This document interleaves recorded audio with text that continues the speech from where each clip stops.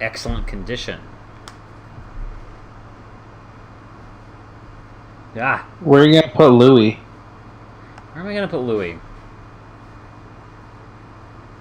Baby Louis. Baby Louis.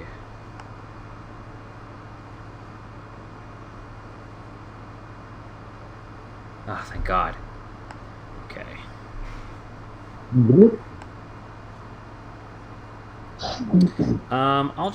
I would put him, since the plan was to make it look like a party, I'd put him near the bonfire on the beach. Okay, are we having it, or the party near the bonfire, or what are we doing? Because everyone's near the freaking boat. Because, yeah, well, last we left off, Uba was in meditation at the shrine, so I think that's where he'd stay. Because, yeah, to clarify, you have time before, you have a few hours before he gets there. Right. And have time to prepare whatever you want to do. Right, I also wanted to... Where is Ripley's party of cannoneers and stuff? They're going to be off the map, like, up in her... Basically, to the right of the map is where her citadel is, and then they're going to fire down on him. Because they don't want to fight him up close. Yeah, no, I understand that. It was more that I wanted to know if their location was, like hidden or anything like that, or if it was out in the open. Because I just have the idea that this guy's gonna have like scouts or something like that before he gets there. Yeah, you don't know what he's gonna have. Yeah, that's just one. That's just like one precaution I have that comes to mind, that he'll scout the place before actually landing there, just like someone that feels that they're royalty and stuff like that. Yep.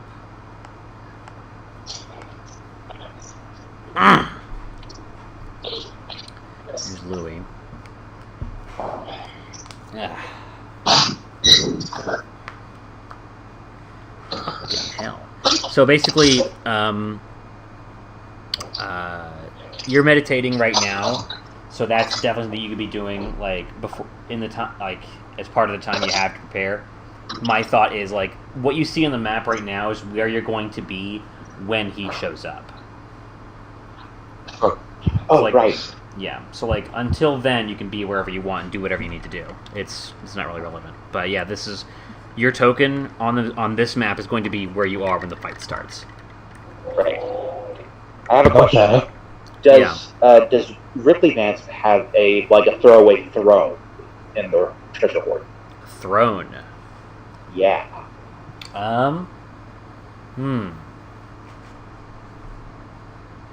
Very regal chair. What do you want to use it for? It's mainly to kind of offer to Jazam as like a place to sit while I perform and stuff like that. Interesting. Okay, roll a d100. Yeah. Cool.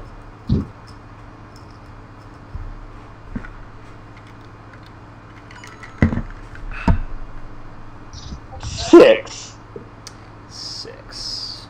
She has 6 thrones. With a 6, they have a solid gold throne. Yes, encrusted with gems. Ah, crap. Okay.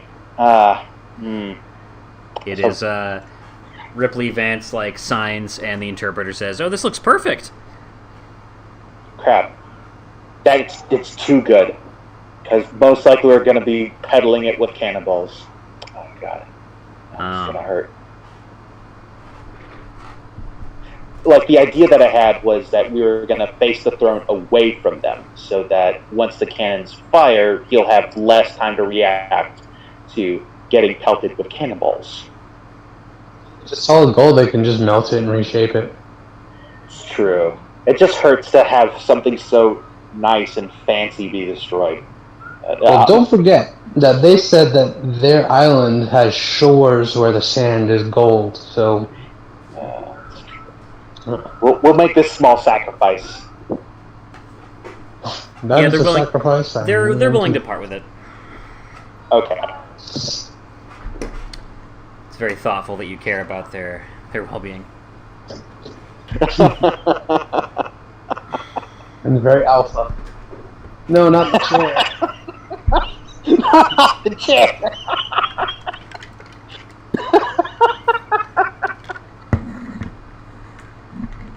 feeling kind of like that the chair would be like right here, right next to me, to my right. Okay.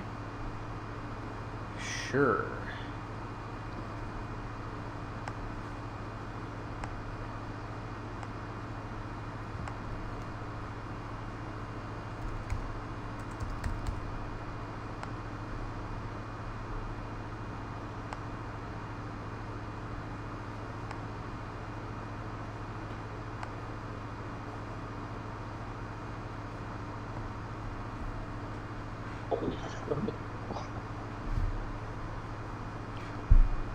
Ah.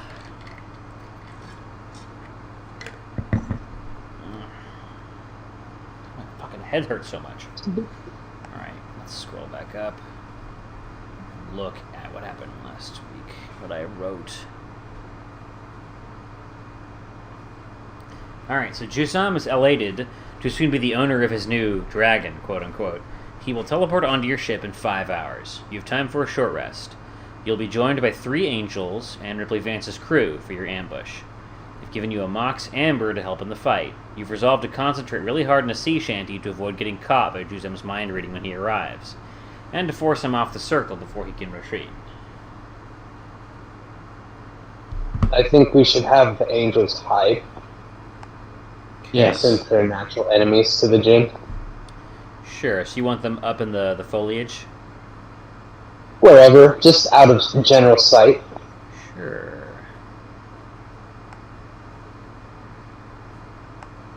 I'll have one hiding below deck or like in the cabin. And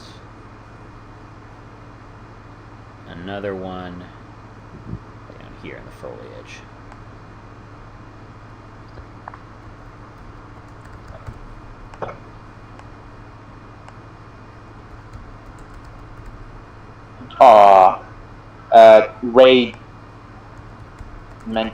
Ray posted in MTG that him and Aggie might not be coming tonight. I saw Yeah. that. Okay, just checking. It's like it was MTG, not in yeah.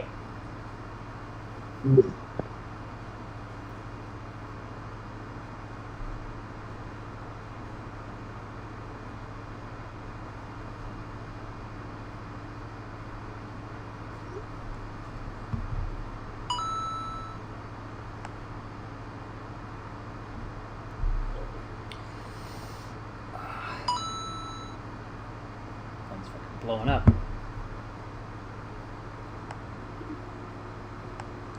Lovely. Alright.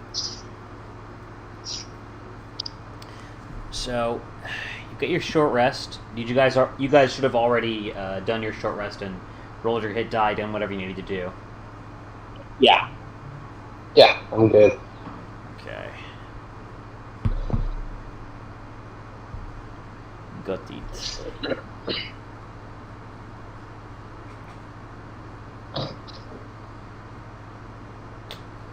And Ripley Vance's crew. I bet there's a couple pirates who are suicidal enough to engage in melee combat on the field of battle here. Here. In melee combat. In glorious melee combat. Believe it.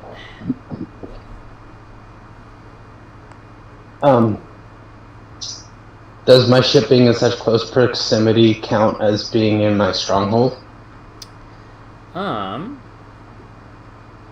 I'll allow it. Okay. Your ship is in danger, so yeah.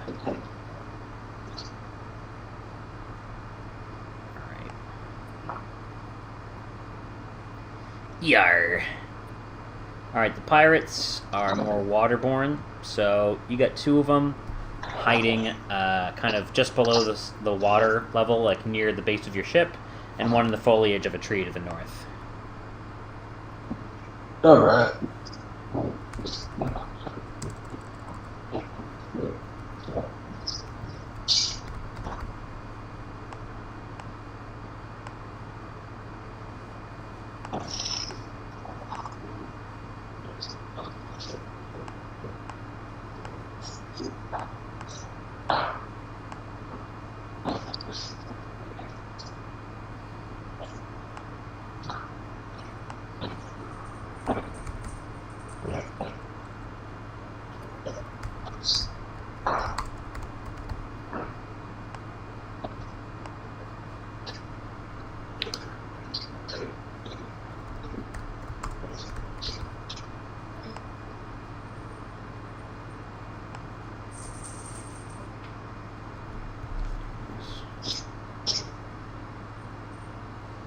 Rolling the hit dice. Alright.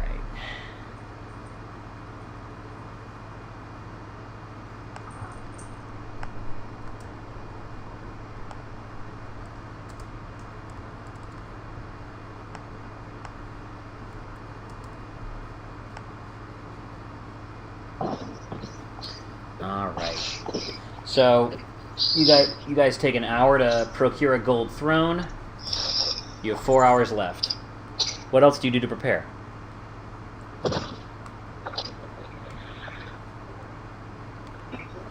I think the majority of the hour is looking for the throne, and then the rest of it was like lugging the fucking thing all the way down to the beach because, oh my god, gold is heavy.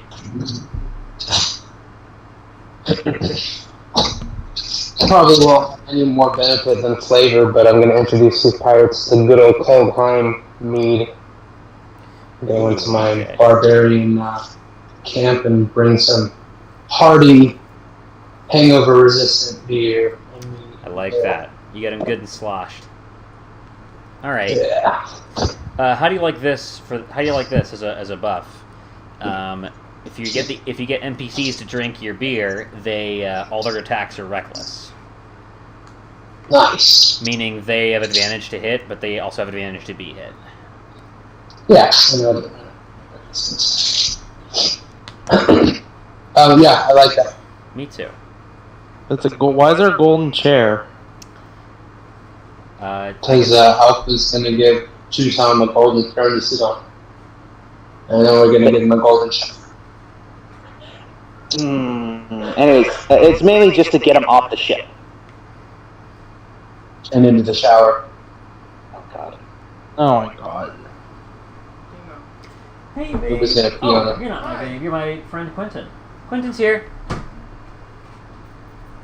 Quentin's my babe. That's true, actually. Nice. No. Excellent. I'm here.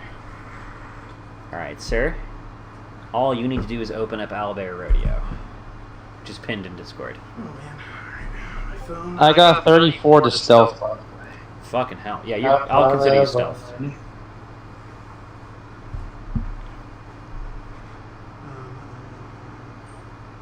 I hide from God. Jesus. You hide your sins from God. Alright. Hey. Hello. Owen is like, where the fuck did I put that badge? Would you? Where is that charging badger?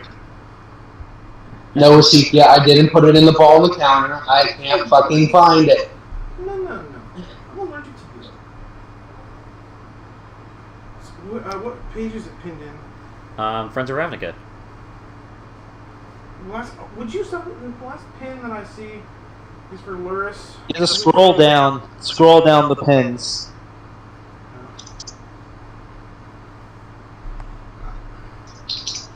I open an image. It's cute. Albert sitting. Okay, you are a fucker. Everyone hates that cat. That cat is such an asshole. It just looks I to love knock that. shit over. He likes to knock shit over. Give him credit for credit. They.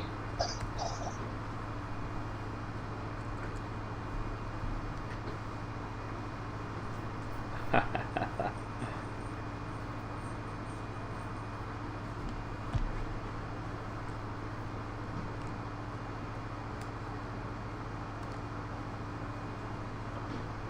know you like me or whatever, but you need to leave me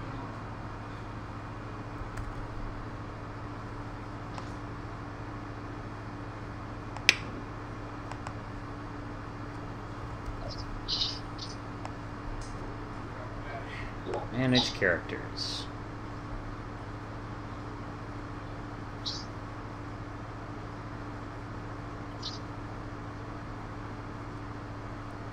Stop.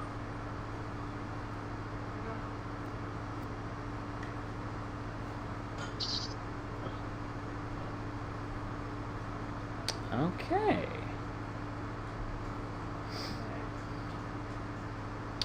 And I will leave Jarek in the encounter for this encounter builder, and I'll just have that be Jace. Okay.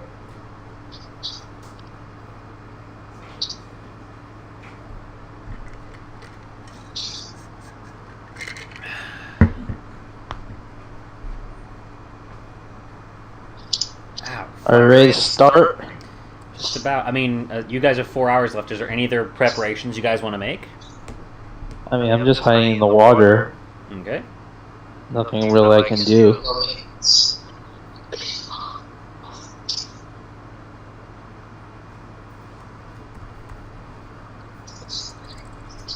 Got it.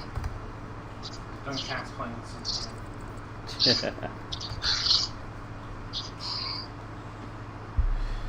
Oh, the rodeo did not want to cooperate with the phone. Oh, now I can see the shit. But it's only letting me look at a tiny little sliver, like this much. Let me see. Can you zoom out? I can do it this way. Cool. Just want a basic soldier. Basic soldier. Basic. We're running You're campfire. basic. Basic. Campfire. Okay. Alright.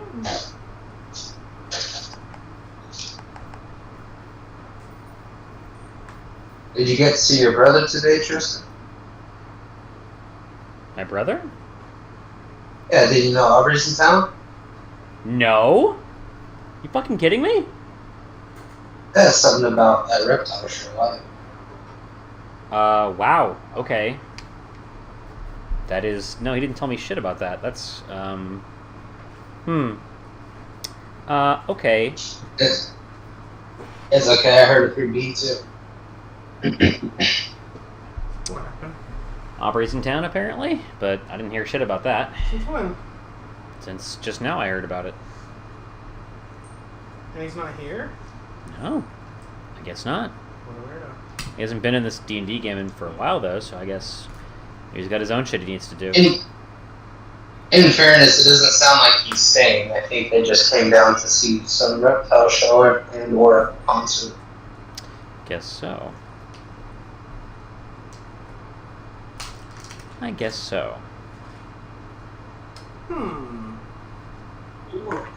Oh, I guess I got it. Alright, I'm nuts. the encounter. I'll be down hard. Shut it. No! Ow! Get him! Your cat's harassing me already.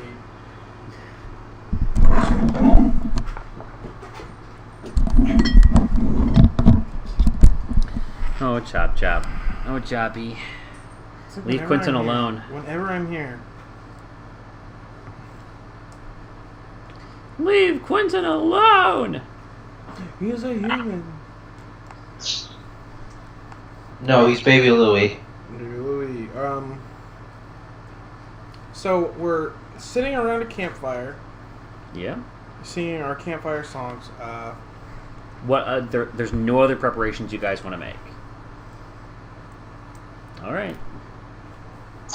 Well, Wait, think about wait. this because you brought it up three Wait, wait, times wait. now, so I feel like there's no missing. Wait, I have an idea.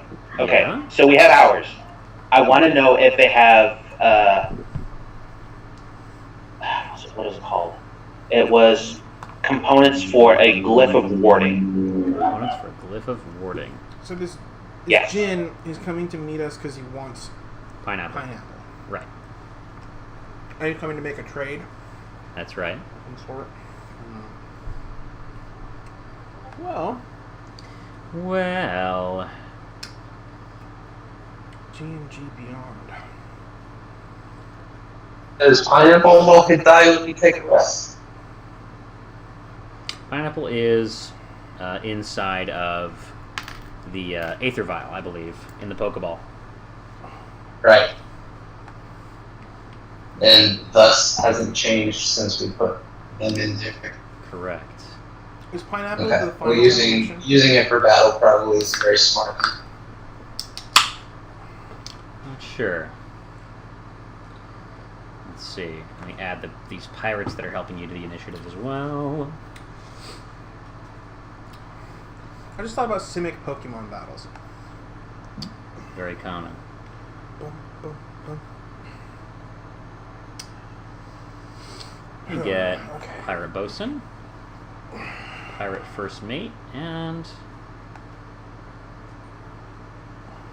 you pirate sheep dog. What, have we taken a long rests or anything like that?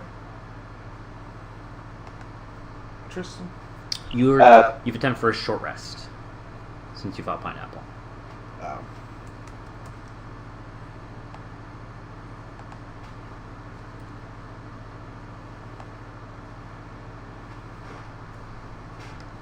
Alright.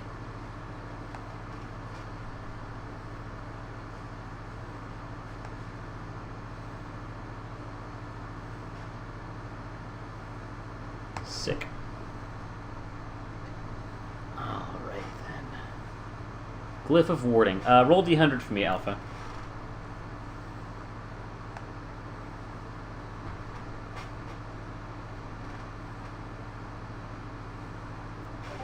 Ten. Amazingly, they do. Oh, thank God. Okay, so I'm gonna need to look up the spell Glyph of Warding real quick just to make sure I have the idea of what's going on with it right. Sure. So, I mean, it's like a landmine.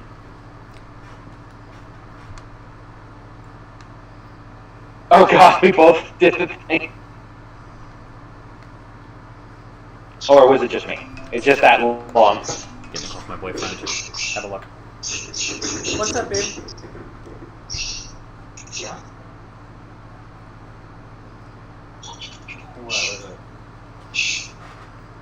Tristan, is it possible for someone else to put the spell into the Glyph of Warding, aside from me, while I'm casting the Glyph of Warding?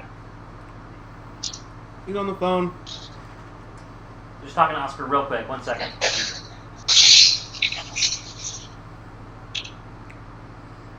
Yeah, go ahead and get it, sweetie. Yeah, go ahead. Love you. Okay. Alright, so for your glyph, just go ahead and make... Let's just grab something for your icon for that. Tristan. Yeah?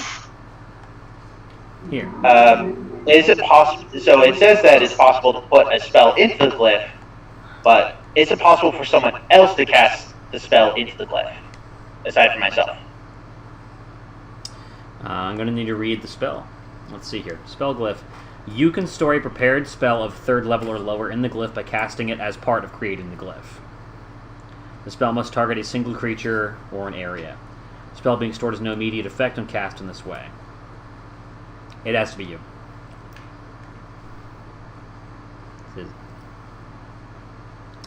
It had to be you. You expend a spell slot Okay. to cast both the Glyph of Warding, or the Glyph, the spell storing thing, Yeah, and the spell that you're storing, right? So you have to be the one to cast it. that's right.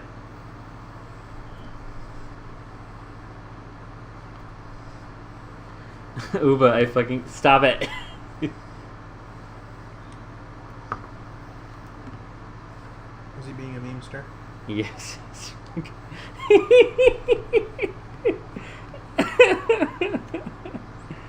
I fucking can't. Where? He's moving his fist around and bonking people with it. On the map? Yeah.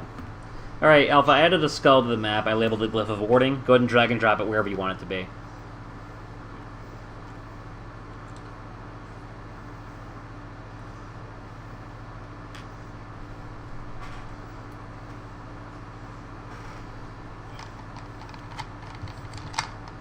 Why am I called Baby Louie? I named you Louisima. I think someone else changed your name and made you small for some reason. I'll fix it. What the hell? What? It just went to a random. I clicked on the fucking favorites. I'm gonna fucking hate everything. All right, let's get back into it. All right, there. That's better. Regular size. Louis. Zima. Stop it. Stop it. I'm fixing it. Stop it. Wait. Stop! I wanted to fix it. It's too late. It's fixed.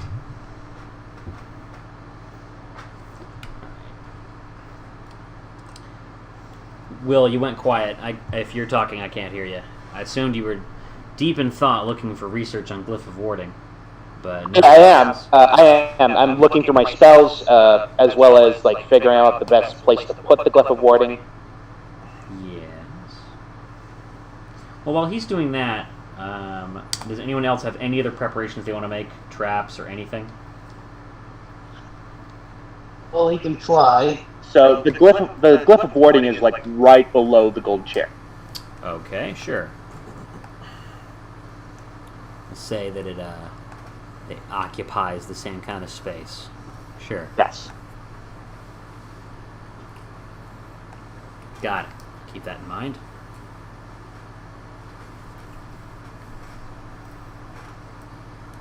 Okay. You decided what spell?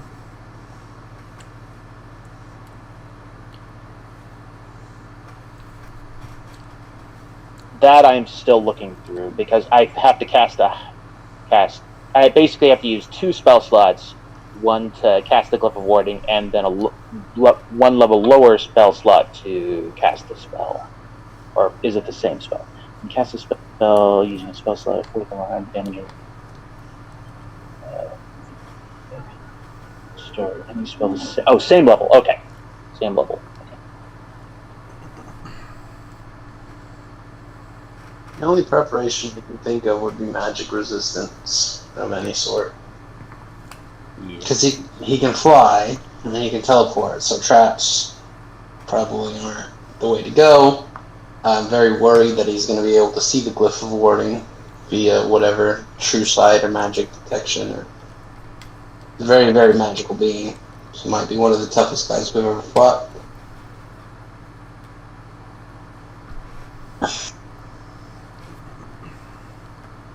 No, I think we just have to give our best run at him and load up our counter spells. Hmm. Any kind of enhance ability or protection from... Yeah, that's Right. good question. Speaking of counterspell. Yeah. Speaking of counterspell. Volley. How many attunements left do you have left?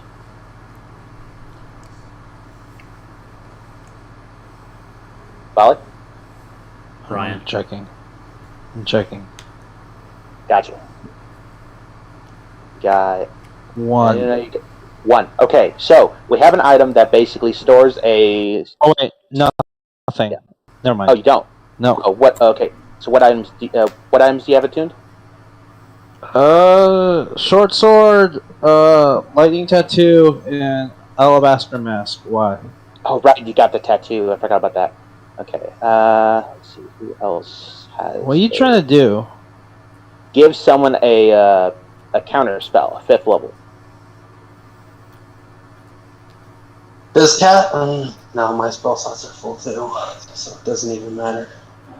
Doesn't even matter.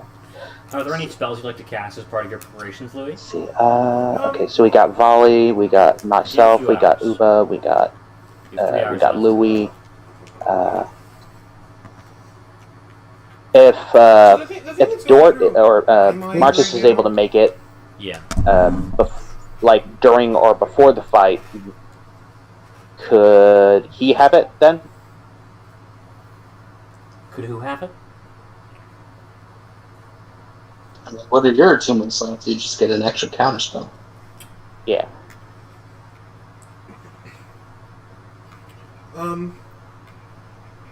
Is he It's more that if we have He's a multiple genie, people right? that can cast He's a counter djinn, spell, yeah. the better. Jin? Yeah. So Yeah, I get it. the thing that's going through my The head whole right now is that, reaction, like, turn economy and whatnot. Jin can't Yeah. be that strong, right? I feel like we might be Well, overestimating it a little bit because he's a very I intimidating think there's nothing to it but to do it. I'm ready when you guys are. Have we bought into the fact I'm that he's ready. that powerful? I'm ready. Or is he actually that With the powerful? potion. Well, what do you propose to do about Let's it? see. I don't know. I don't have like a lot of stuff that I can prepare. Like, Oh wait, those I kind can't of even do spells it because I are don't things that have. I use magnesium I don't think I have Glyph of apparatus Warding to cast because, like, prepped like I usually do. I took up Glyph of Warding a long time ago. So never Okay, mind. so never a mind. lot of Let's ones just that I go. have, Never mind. Okay, like, yeah, prepared knock that or, off like, the my knock known that off the spells list. are, like, stuff Perfectly that's gonna fine. deal damage. Traps. Thinking. I just got to hold monster. If he tries to Think do of anything anything else fucky, I except can the try. cannons firing out off on him. Sure. And I've we got don't spell really slots to try have any to pop that poisons. off. All right, so I would be astounded if he wasn't resistant or immune to But there's nothing poison. that I want to like cast Exactly. in preparation because nothing that I have sticks around. Like it's Chaos Bolt and Counterspell and Fireball and a little bit of invulnerability. I think at the very least you could have like your ready to action yeah, would be. prepare something. Still try it. You can still like spike his drink. Just take Okay, every so precaution that we I can. would suppose that I mean, You sure, just but I don't warding the freaking chair like a million times to explode. if I upcast. she doesn't have glyph of warding prepared. So Yeah. let's just, Okay. You let's could just fight. you can Let's use fight. Operation I'm sorry. Preparedness. I'm sorry if I'm being overcautious. I'm sorry. I want us to live. I say that I'd like to prepare. I mean, this is what we my trained action, for. Or hold my action. We do have a lot of allies. We have cannon fire.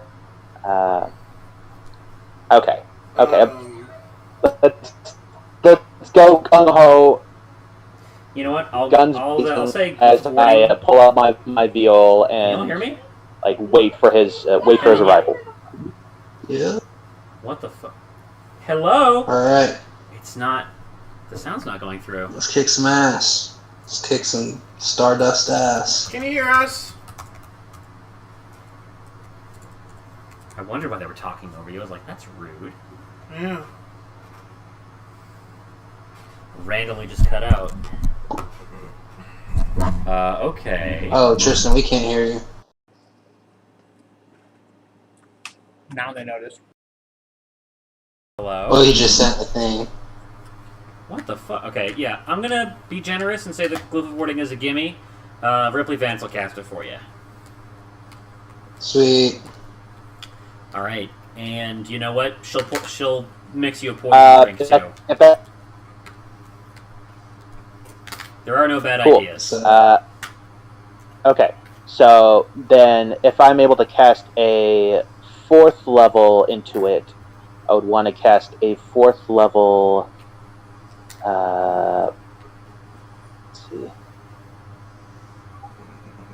4th level. He probably has some sort of magical protections, so I'm going to.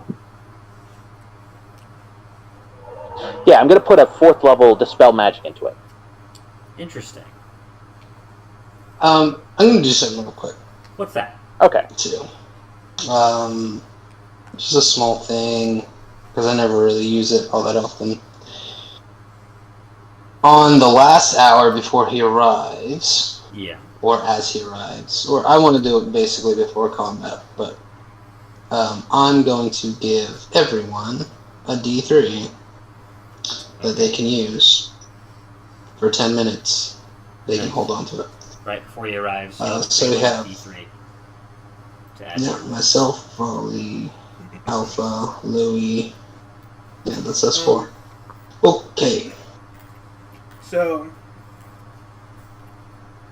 what I'm going to do is I'm going to prepare, or I guess hold action for, if the Jinn casts anything at our party, that's not like, healing spell, or, anything that's going to do damage and have any adverse effect. Sure. I would like to cast a 7th level Globe of Invulnerability around as many of the party members as possible.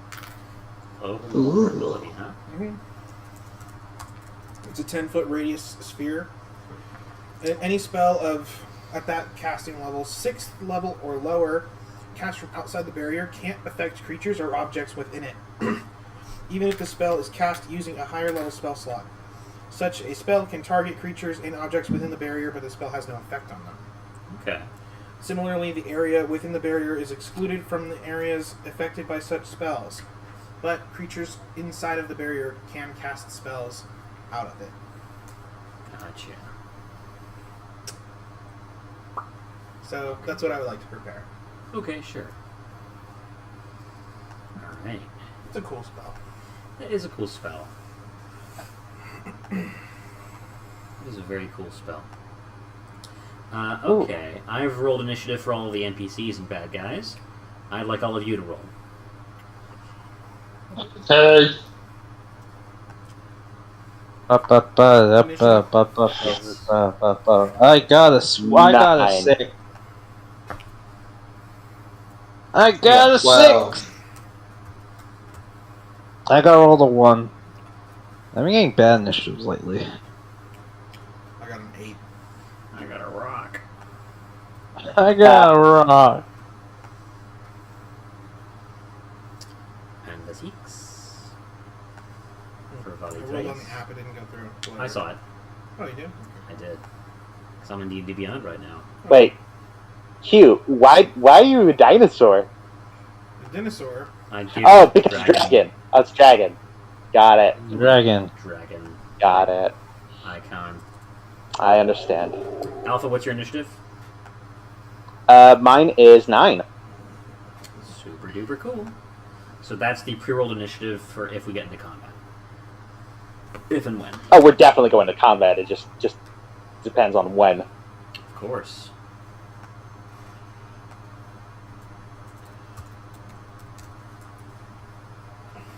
Mm-mm-mm.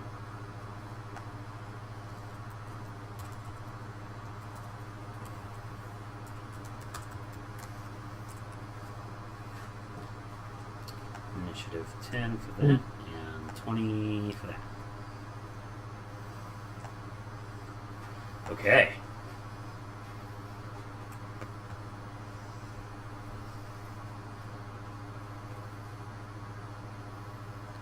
Dun dun dun dun dun dun dun dun dun dun dun. Not playing any music.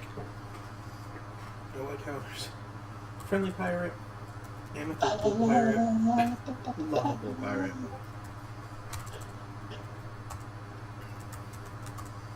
And then just Sarah Angel. Yeah.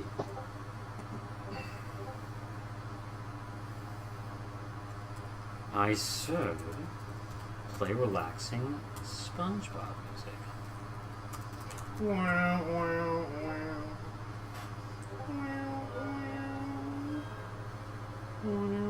Is it on? Yeah. Fantastic. Alright, your preparations thusly made, you prepare to do battle with Chusam Jin at the drop of a hat. The hours pass. Ripley sits idle in her castle, moated by lava. The big double doors into it are closed. She doesn't want Chusam or any of his forces charging in. Remove the teleport circle. That wasn't very nice. It's on the deck. Silly boots. Alright. And as the hours tick down, the sun begins to dip below the horizon. And you recall Chusam Jin's words. I shall arrive when darkness falls. The night, I best, is thing for hiding all. And then on the deck of your ship, the teleportation sigil begins to glow. And with a sharp intake of air and a bright flash of light and a small explosion of flame, pow! Chusam Jin appears, flanked by some other goons. I'm going to make them smaller. Everyone, get your sea shanties ready in your minds. I'll tell you what I want, what I really, really want. So tell me what you want, what you really, really want. I want a hut, I want a hut, I want a hut, I want a hut, I want a really that word stick.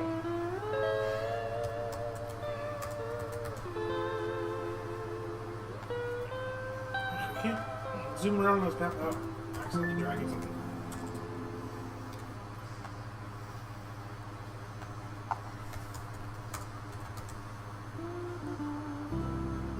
I'll say. You're dragging shit all over the fucking place. Dun dun dun dun. I'll describe what you see in just a second here. So as Jusam arrives, arms crossed in that signature kind of like b-boy stance you've come to expect from him, he is flanked as these other soldiers kind of like exit the brief rift in time and space the teleportation circle has created. They all kind of file out like they do like the fucking like hype man rollout, like flanking him almost instantly, like moving in step like a can line, like boom boom boom boom, until they are on either side of him on the deck of the ship. These guards are wearing rusty plate mail, not wearing shields. They are carrying dual scimitars. And the way they move, those of you who are skilled in necromancy can tell that these are undead. Ah. Their armor is of varying stars and stripes. Look, there are some Dusk Legion soldier armor. There are some who could have been pirates, some who could have been members of the Empire of the Sun, the dinosaur faction. And it looks like in death they are continuing to fulfill their debts to the Bazaar. So Jusam looks around. He does not immediately see the angel or the pirates that are hiding. And he walks to the edge of the deck, and he looks out over the dark shores towards your little bonfire, where the cluster of you are surrounding it, waving him over with the big shiny chair catching the firelight with its gold and jewels encrusting it. I'd like all of you to make a group performance check. This will serve to convince him to come over. Yep, every single one of you. This will serve to convince him to come over, and this is also kind of like you focusing on the sea shanty in your mind. Okay, so question. Since I'm using my veal, can I use my veal proficiency instead of performance? Using your what? My veal of proficiency instead of performance. Since I'm playing my instrument. Well, it's a viol, but yeah. Oh, then yeah, sure. Charisma plus proficiency. Yeah! You are playing the music, you are playing the sea shanty. 18 from Louis.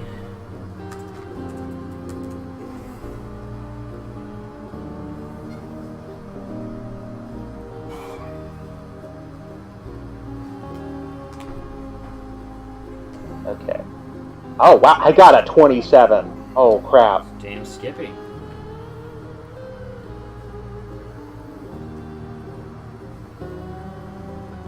And you too, Volley? I'm stealthed. Right, so, but part of this for everyone is you're also concentrating on that sea shanty in your mind to keep it from reading your mind. So wouldn't that be deception or whatever? But you're performing. I guess. Okay. I would say... I don't know. It's the same thing either way for me. it's the same thing either way. That's the same thing either way. I'm just wondering why I have to roll when Jusam doesn't even see me. Because we need your numbers. Because he can hear you in his head if he wants to. We've established that he's telepathic. I'm only 6. Okay. You know how this is gonna go. Oh, good thing I rolled a 27. Oh. And I will roll for Jace as well. Ah, Jace is there. Good. We need more counter spells. Yep. I'm using Jarek's stat block to help out temporarily. Cool. Very good. Jace, Master of Mind Magic, gets you a... What is that? 24. Also, probably Volley doesn't know what sea sentry you're talking about because you never told him. No, we were out of character. We were discussing it like well before the session started. Oh well, I never got that. I think the link to it should. I don't know. It doesn't really matter. I mean, we'll post a link to it. In the chat here. How about more that it was that, like, you're not really a song person. No. Not musically inclined. Or that it just didn't suit your taste. You didn't tell me, so I don't know. That's what I'm going with. 6. We probably failed. Don't be so down. One bad roll does not ruin the bench. 2 bad rolls.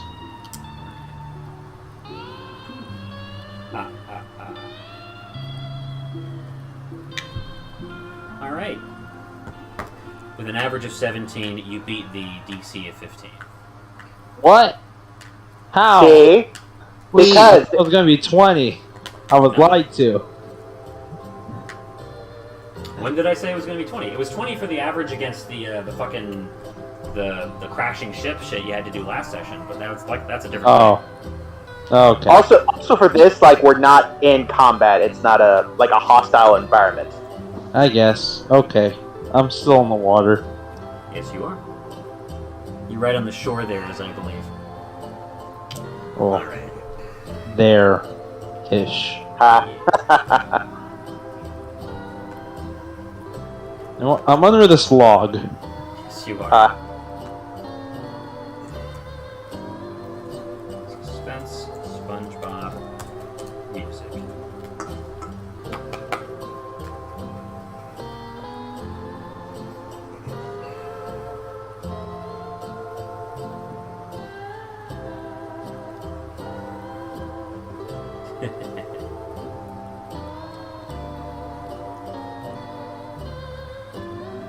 Let me see if this is the right one. No, there's no glyph of warning on the chair, right? I will say that there is because I say it was a gimme. Ripley Vance was able to help you out with that. Okay.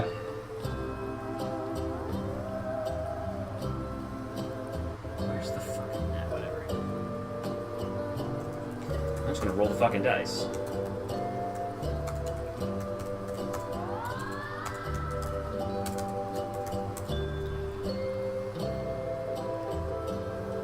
Nope, that's not gonna work. Whatever.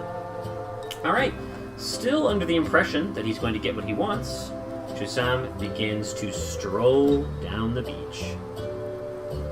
The gangplank is lowered, I'm going to say midway down the ship.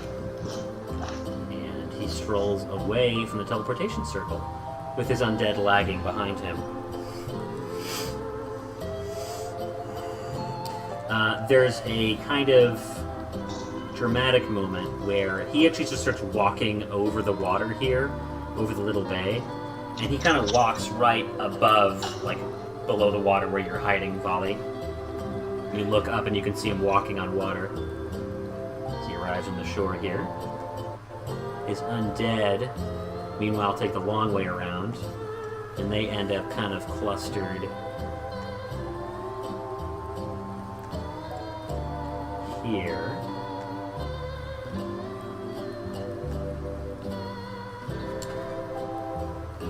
Juzam says, Greetings. It is good to see you in such fine health. I trust the dragon did not give you too much trouble. As I'm playing my viol, I'm just. Oh, it was quite the endeavor, but we did manage to make it through with no casualties and little to no damage to the ship. That's very For it. impressive.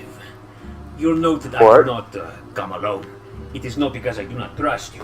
I was under the impression the beast would be shackled, chained, roped, etc. I was planning on an analog moving trip to hustle it out of the bay. Oh, right. These guardsmen are going to secure the lines. But I look around and I see no beast. Tell me, what is this that I am seeing? It is on our person. We used a capsule of sorts to acquire it that we also acquired from some. Like, I look over to. You said that there were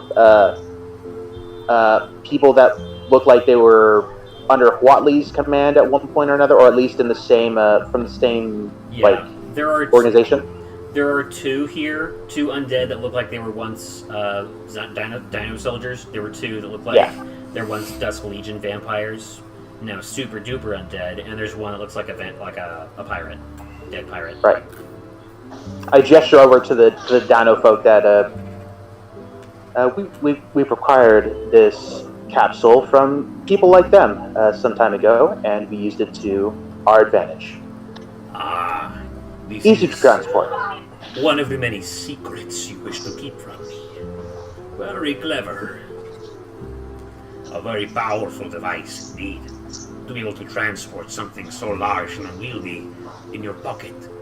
Imagine the destruction one could wreak with something like that by walking into, I don't know, an auction house and unleash it. Essentially a bomb in a capsule. Fascinating. But in the meantime, with how successful we were, we wanted to celebrate a little bit, and maybe you'd like to join us. He looks around, and he sees the feast, some leftover feast from inside the pirate citadel. He sees like lots of drink and stuff lying around. In particular, he sees the golden chair with like the long grooves in the sand where like you guys dragged it, this heavy ass thing like all the way down from the fortress. And he looks up and over the foliage at the citadel above you, which notably has its big double doors closed and locked and barred. And he narrows his eyes, but not too much. And he looks down and he says, "Will our illustrious host not be joining us?" Ubas is going to say, surely you know that your reputation travels very far on these lands, and people aren't very, how you say, excited to see you. Okay. He says, "My feelings are gravely hurt, but you speak the truth." You speak the true truth. You speak the true truth. He says, I understand. I am not welcome here. I am not welcome most places, which is why I tend to stay in my own abode. I suppose I will be concluding my business and being on my way then. If you'd be so kind as to give me the item used to capture the monster. Oh, please. Pleasure first, business later. make a persuasion check. Gotcha.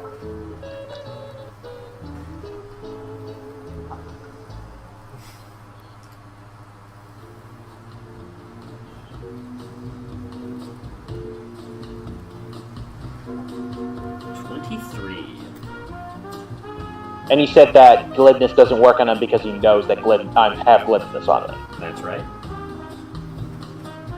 So the 23, he looks at you with an unreadable face, and in between the notes of the sea shanty in your head, you start to hear the symphony of a waltz, dance music, and it starts to kind of pick up. He raises an eyebrow. However, he says, But of course, life is too short for people like you anyway, and it must be enjoyed. Ambition has a cost, but it does not mean that we cannot wring every drop of happiness out of the hours that are afforded to us. A toast! And he picks up a big amphora of wine of the sand here. To our brave heroes for capturing the dragon that appeared on so many maps. A question, is he still standing? Yeah, he's still standing. Okay. He's standing where he is. He's holding a big jug of wine. Okay. I was hoping that this wine isn't the spiked one. that we would have the spiked wine at a separate location that we would, just in case, like, if he wanted to, like this sort of instance, that we would be able to share with him, but if he wanted more, we would give him the spiked wine. Got it. Okay, so like the spiked wine is on your person.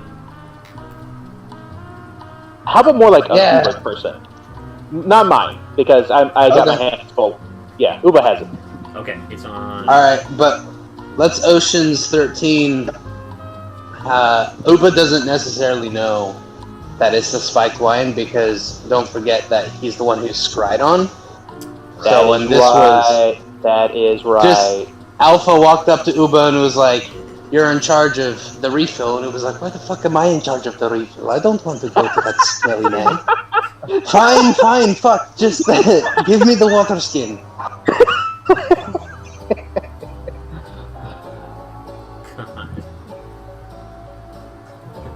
The memes. The meme's there. Gotta have him. Is he not going to sit on the chair? For now, he is just drinking. He uncorks the big amphora of wine and downs the whole thing in one long gulp. While all of you toast him, or toast the toasting, which is you guys. Yeah. Well, his head just appears like the Pink Panther, just over the waterline. You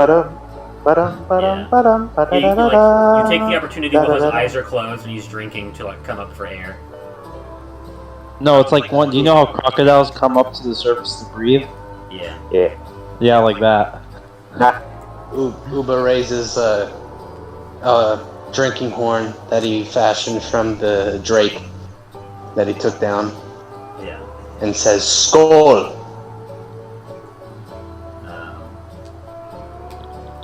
All right. Chuzam drinks to that, and when you say "skål," he nods, and he says, Ah, yes, a fine tradition. and he pulls out a small human skull from a pouch on his hip and just crunches on it like. Oh, Jesus. Fine the chaser. Okay. Uba laughs at this. It's literal skull candy. He looks over at the chair, and no one has talked about the chair yet, so he finally says, All right, I have to ask. There's this chair here. Obviously, you brought it down very recently, before I died, obviously. It's very fancy. The chair, it has my attention. What is the deal with the chair? Uba, It's for you. Uba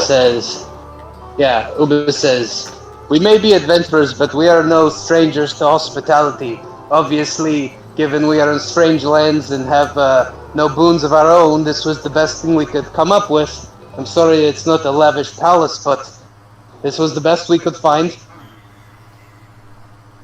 Yes, the chair is very nice. I don't suppose you'd mind if I took it with me after our business dealings are concluded.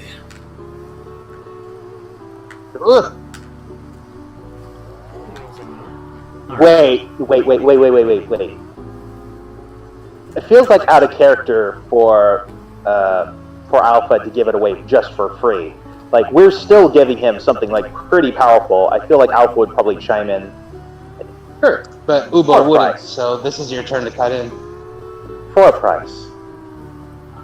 It is essentially borrowed goods, so we would have to pay them, and then we would be in a deficit. But it is definitely yours for purchase. Alright, make a deception check with advantage. Well, I'm not deceiving him. Like, technically, that's how it would go down. If I wanted to sell this to him. You are misdirecting him. Ah, gotcha. Okay, that makes sense. Okay. This is bad. Oh, God. Oh, crap. I'm going to use my inspiration to... Let me reroll. I'm just going to take the 18 instead. Okay. Prop, The 18. and then I'm going to add my D3 to that. Okay, roll the d3. Glibness. Glibness does not work on Chusam. Ah. Okay. 19. You can add +5. Well, the thing is, though, I rolled a 10, so I used my inspiration to take the You have 18 instead. advantage. Yeah, you have advantage. I did. You just I had told, advantage. oh, right, you told me I had advantage. Yeah. So, okay, so that'll add 23. Okay, so it's 23 plus 1, 24. Yeah. Thank you for reminding me. I forgot about that. For sure. So what happens is you kind of misdirect him, and you're kind of hiding your thoughts, hiding your true intentions, focusing on that sea shanty, and I know the music I'm going to use.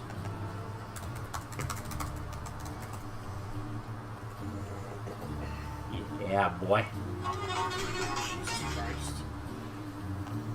Play this, and then skip, and then skip.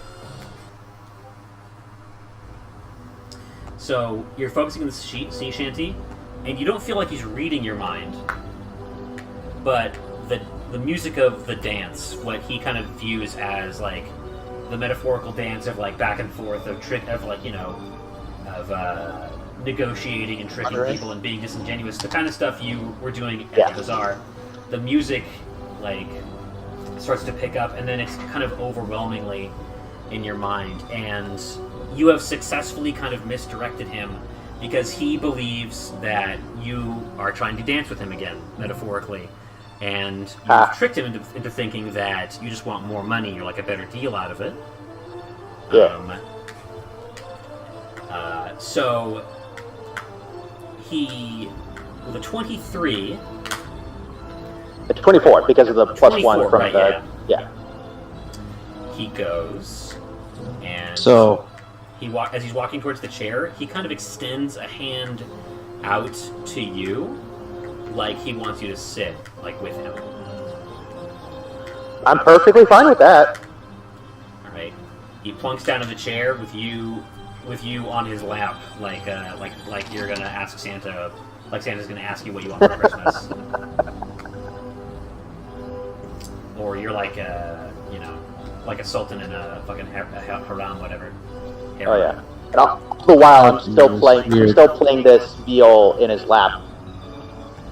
doesn't it activate the glyph? What was the trigger of your glyph?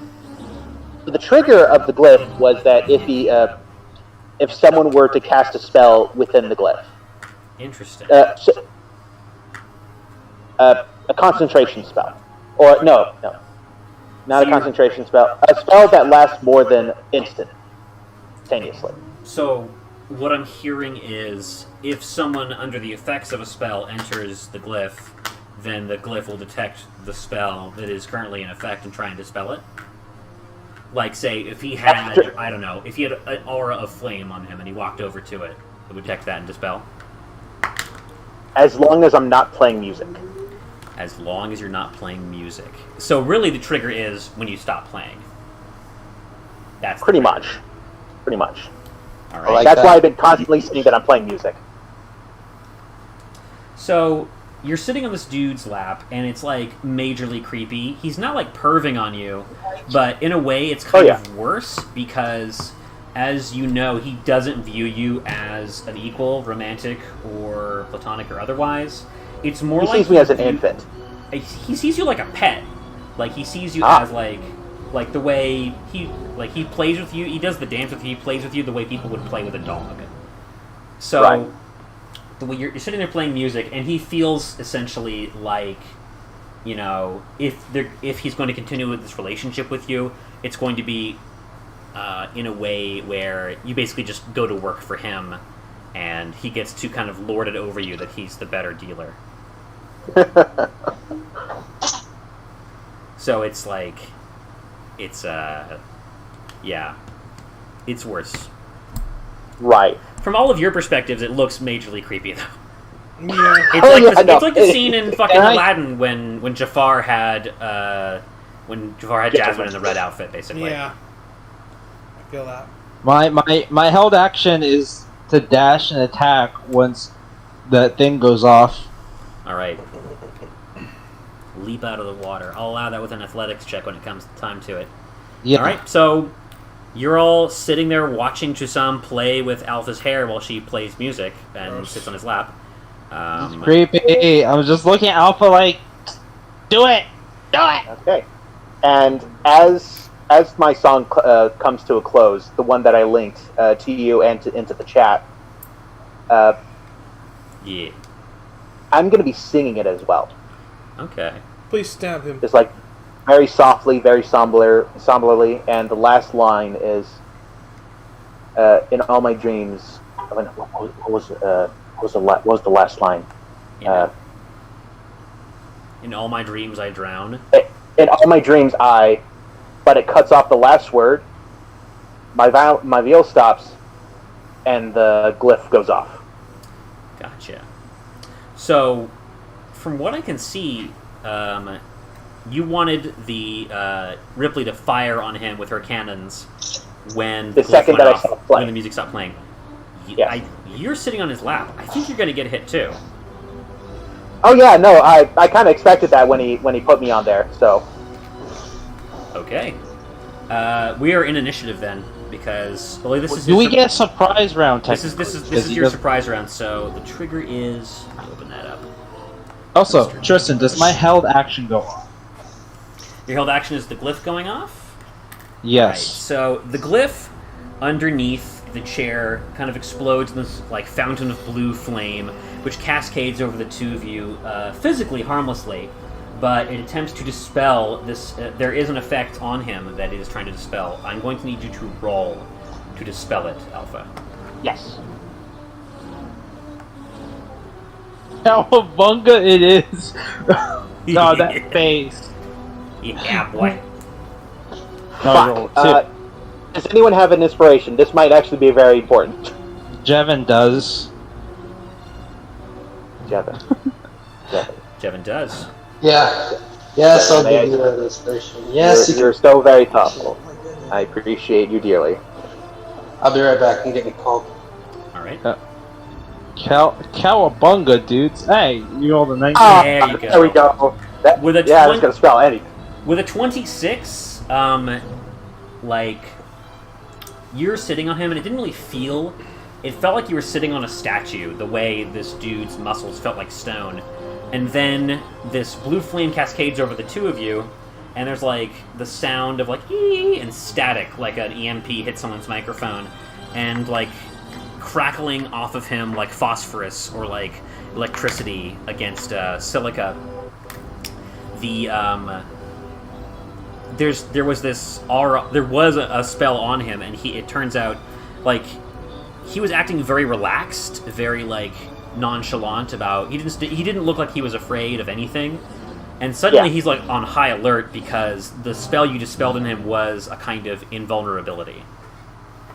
Hey, motherfuck! I'm so glad that I just like galaxy brained this shit. I'm so happy. Remember you had Glyph of Warning. All right, I'm going to roll for the cannons. My held action goes off, sir. I That believe. it does. I rolled my athletics check. I got a 29 on it. I'm going to be generous and say the cannons hit first because otherwise you're going to be hit by cannons as well. If you rush them I anyway. was prepared to be hit by cannons. Well, okay then, partner. This see is what I like to Cowabunga? hear.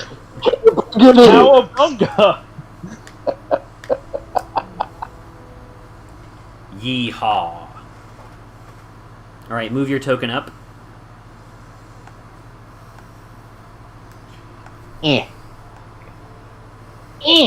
My surprise attack.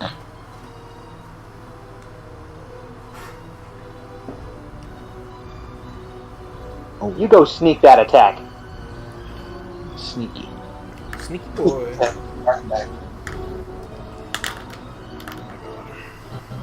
Dun dun dun dun. Does a 23 hit? Let me take a look at his AC. I swear to God, if it doesn't, I'm gonna be so scared. It does. What's AC? His AC is 17. Oh. Well, Any he did have resist- invulnerability, so like I don't think he cared about AC at all. Tristan, question. Yeah. Any resistances I have to worry about splendid damage? No. Okay. 9d6 plus 11. Oh, that's a lot of Right. damage! Because he was a djinn, I was like thinking maybe lightning or Oh, thunder. my mistake. It wasn't a plus. It was supposed to be a plus. So, but I still hit him. 54 damage. Okay. That's pretty fucking spicy. Question: do I only get one attack or two attacks from this? The held action Your is a choice. reaction, that's one attack. Okay, so that I am done. Got it.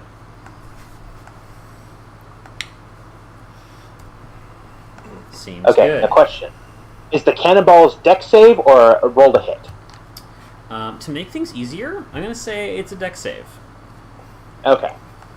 I'm going to roll a d6 to see. Wee! I'm going to roll a d6 to see how many cannons are actually firing on target. I got 23. 4 cannons. Go. I got an 8. Oh my dear. Nice. This is perfectly fine. How's 8d10 taste? Oh, great. This is perfectly fine. I'm a cleric. It's fine. 36 damage. I take nothing. Wee! Do any of the cannons hit the bazaar guards? I'm going to say yes. Okay. Full broadside.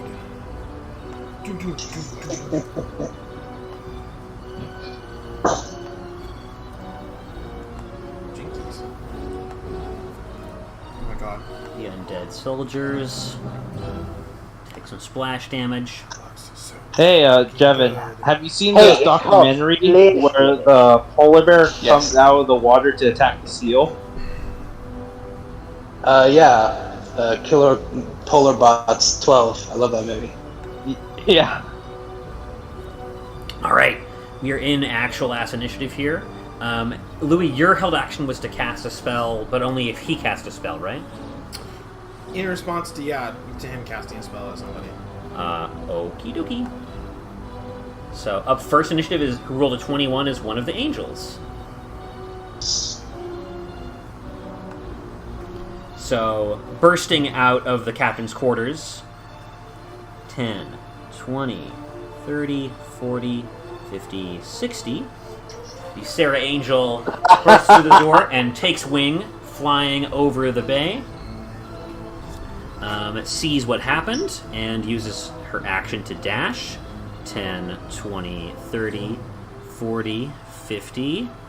And then she looks at the cuddle pile you've got going on with Juzam. The ruins of the chair you guys are kind of flopped over in. And looks like you got pretty well handled. She's going to go for one of the guards instead. And that's her. Also in chat is how Volley gets out of the water. Yeah. God, that's like intimidating. Let me see. Let me see. Yeah! I love it. Hello! No. Sarah Angel number 2 moves in and strikes. Attacking with surprise on the Bazaar Guard. And she's probably going to make short work of him. Surprise. I'm going to make short work of him.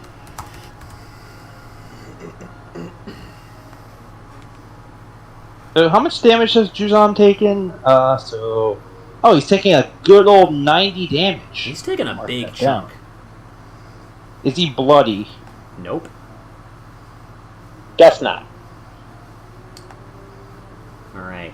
The undead have AC 17 as well, so that first attack misses. And second attack does actually hit.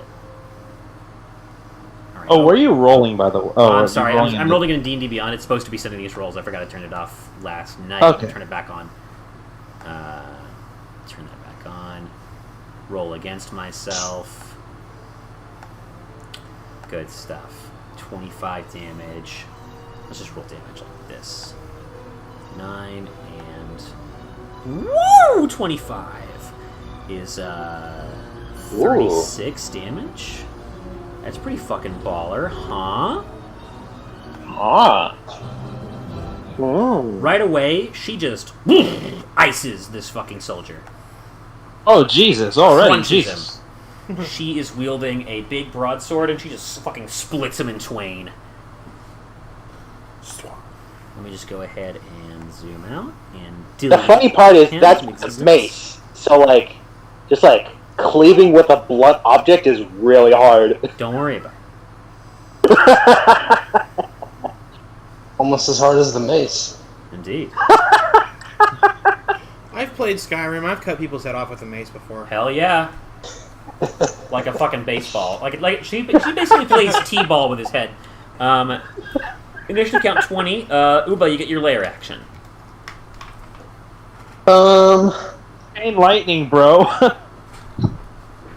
Yeah, my DC is really low because my Constitution's really low right now. Well, they still take damage, I assume, right? Wait, I thought we got your strength back. Not your con. Yeah. That's right. I'll put it up to you guys. Do you want me to try Chain Lightning or do you want to have Rage? Chain lightning. Alright, let's try Chain even- Lightning.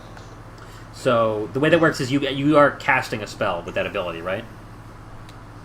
Using your con. Yeah, I mean, I haven't raged yet, so it doesn't matter. Got it.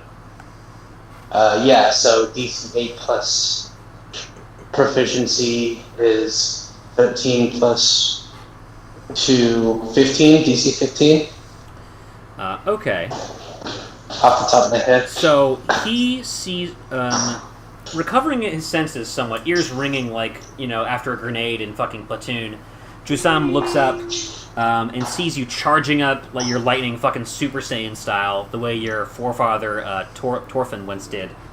And he says, "Not on my watch." And he attempts to counterspell the Chain Lightning. Oh, wait. Is he within range? Absolutely he is. Yeah. Okay. 10, 20 Okay. If he's yeah, gonna 20 counter, feet. if he's gonna counterspell, I'm gonna counterspell. Uh, Oh wait, no, wait. Well, Louis' held action goes off, right? Yeah. What is Yeah. Louis' held action then? Louis' held action goes off. So Louis, you see him casting a counterspell, like it's actually like a black mana counterspell, which feels weird. That's not something that usually happens. And this like arcing bolt of black lightning is zigzagging towards Uba, and you leap into action and cast what? Global Invulnerability. Globe Invulnerability. Oh. And a sphere appears. What does that do? Oh yeah, you. Blocks the spell from Oh. hitting Uba, which means your Chain Lightning does go off. Ah. All right, so Oh, yeah, it's because how like, many chain targets? lightning is 6th level. Global Invulnerability. It's a 10-foot radius sphere. Yeah, So whoever's within 10 feet. that's going to be you and Uba, basically. Yeah. Okay. Well, then we're invulnerable to spells of 6th level or lower.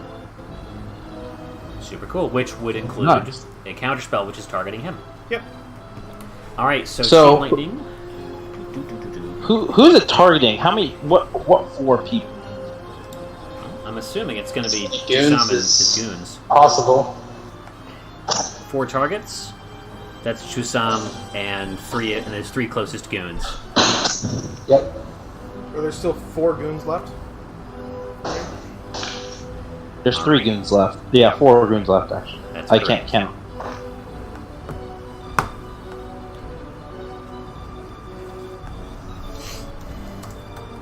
Got it. Let's roll some saves for him.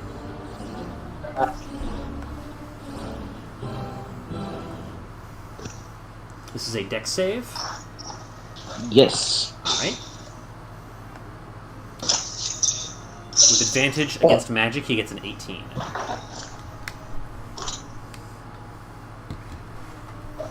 Any So it cutting takes words that? So he will take half. The undead. I need to look at their stat blocker.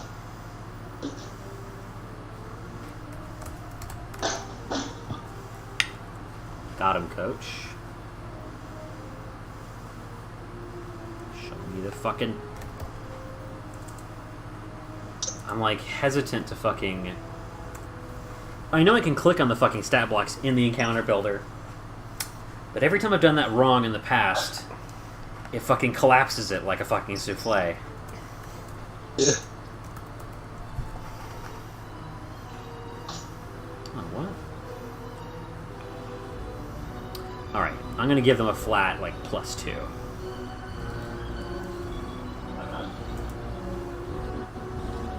D20.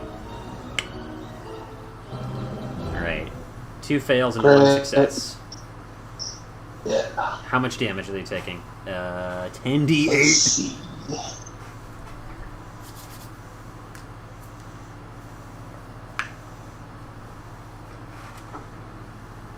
44. Wowzers Bowsers. That's a lot of fucking damage. Yeah, that's sure a number. That's a lot of fucking damage, huh? It is a 6th level spell. It's pretty Pretty fucking good.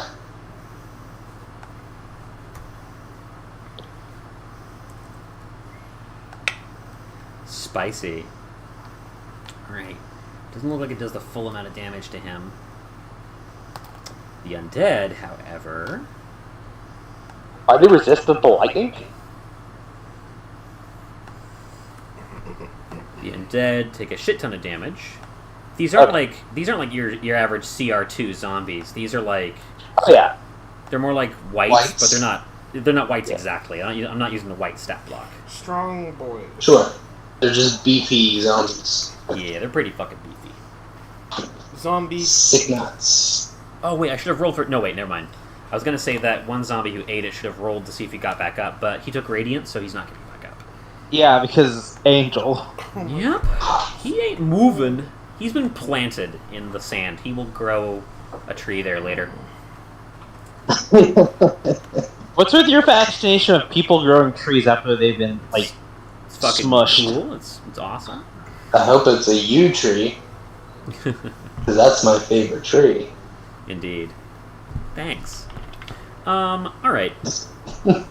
At the end of your turn, Uba, your special turn, Jusan's going to use a legendary action and use some legendary movements. He spins around and, like a drill, kicks up shrapnel from this gold wreckage of the gold chair at his feet, and this whirlwind spins up into the air, 60 feet up. Okay. And it's interesting because despite the fact that the jig is fucking up and you're clearly trying to kill him, the music of the dance is still continuing in your heads. He's like, pounding on his chest, like, psyching himself up, like, All right, now things are getting interesting. Oh god. Is he bloody yet? No. Ugh. pirate turn! Your pirate buddy moves in. All the pirates. They're just gonna shoot people? ER. Yo ho, yo ho. Near the hooks I'll never go. 2, 3. Swim. 1, 2, We're 3. playing hooky. Alright, so pirate number 1 jumps out of the tree just into the fucking water, starts to swim over, cutlass between his teeth, Corsair style. These two pirates climb up on deck because they thought they'd be fighting him on the ship, and together they start to aim and load one of your cannons. I think that's a gun. Yes. Big gun. Alright, that doesn't happen. It's Jace's turn. Jace, I didn't put him on the map, so that's fine. Ace, get rid of that! Cyclone! Jeez. Forgetful. Alright. Jace. Let's go ahead and... Alright, Jace, you're a star. You're a star, baby.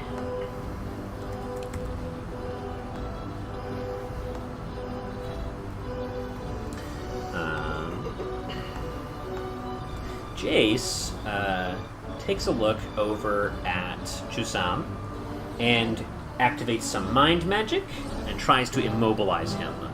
Jusam makes a wisdom saving throw.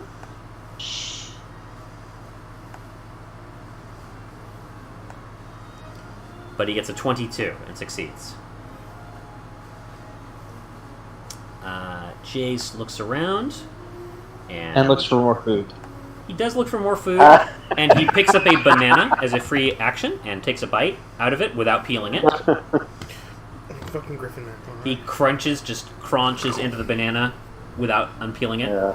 And he notices that Oh, God. there's a cannon over here that has been loaded, and he goes over and aims it. So the next person What who's does in the range sun there do? can fire it. Begun. Careful, Begun. careful. Alright, pirate does that. It's Chusam's turn. Okay, so we don't get a surprise round attack. You did. You dealt 90 damage to him.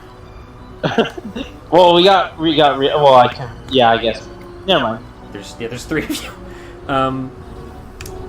Here we go. Alright, so Chusam looks around, and he's kind of manic right now. Like, he's not like fearing for his life, but he recognizes that he's in a great deal of danger. But he's not ready to throw in the towel just yet. He looks over at the teleportation circle, sees that it's being guarded by a cannon, and he reaches into one of his many pockets, and he pulls out a fistful of scrolls. You recognize them by the ribbons that tie them up, that these are the same kinds of contracts he used to do business with you. And he says, Time to call in a few favors. Motherfucker. And he burns up the contracts in his hand, and let me see here. And out of the teleportation circle, another friend of his joins the fight. Means some kind of fucking crazy demon thing. No demon. Some kind of crazy genie thing. Yes. Oh no. Oh, okay. I guess I spelled that wrong. Just toss in a fruity bottle on the ground. Ruin our day. Oh, God. He kind of is. I've been watching videos of Japanese street food vendors. Ernham. I don't know why this isn't. Hey. I'm sorry. Give me a second. Jeff Ernham. Am I spelling it wrong? Is that Juzam's action, by the way? Burning up the contracts? Movement. Is he casting a spell? I did spell it right. Is fucking... Okay, I guess I'm like a dumb asshole or something. Way to make me look like an idiot, fucking What are you Scryfall. There it is! What are you trying to find? Now... At the beginning of your upkeep, He has Forest Walk. He's just a green djinn. He's a green genie. Green genie. A green. So he's a greenie. Yeah. Green meanie. Alright, guys. I'm out. This campaign has been fun for the last 2.5 years, but after that, I'm done. Goodbye, folks. Gotcha. I make witch jokes. Indeed. Alright, so that's his magic action, and he's going to move as well. As he moves, he flies away. He leaves behind a cyclone in his space. And there's now a dust devil, what's it called? Oh, that's huge.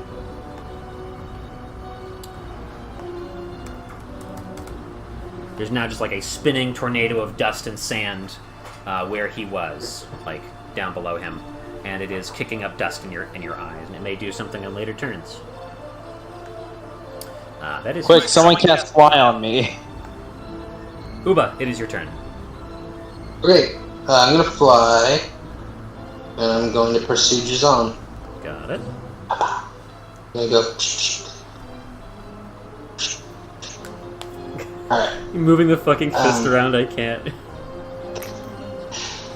And give me the old 1-2 wombo combo. Are you recklessing? I'm gonna rage. Roll. 2d8. 2d8. Beep. That's what I like to see, baby. I'm gonna go with the teleporter right now. Sure. Just in case he does some crazy shit. Then I'm gonna reckless, yes, always. Roll 2d20. Forever and for always. Yes. Oop. Actions, and I have a plus 16 to hit. Plus 16. Oh, I didn't even see it get rolled. 27. Hits. Roll.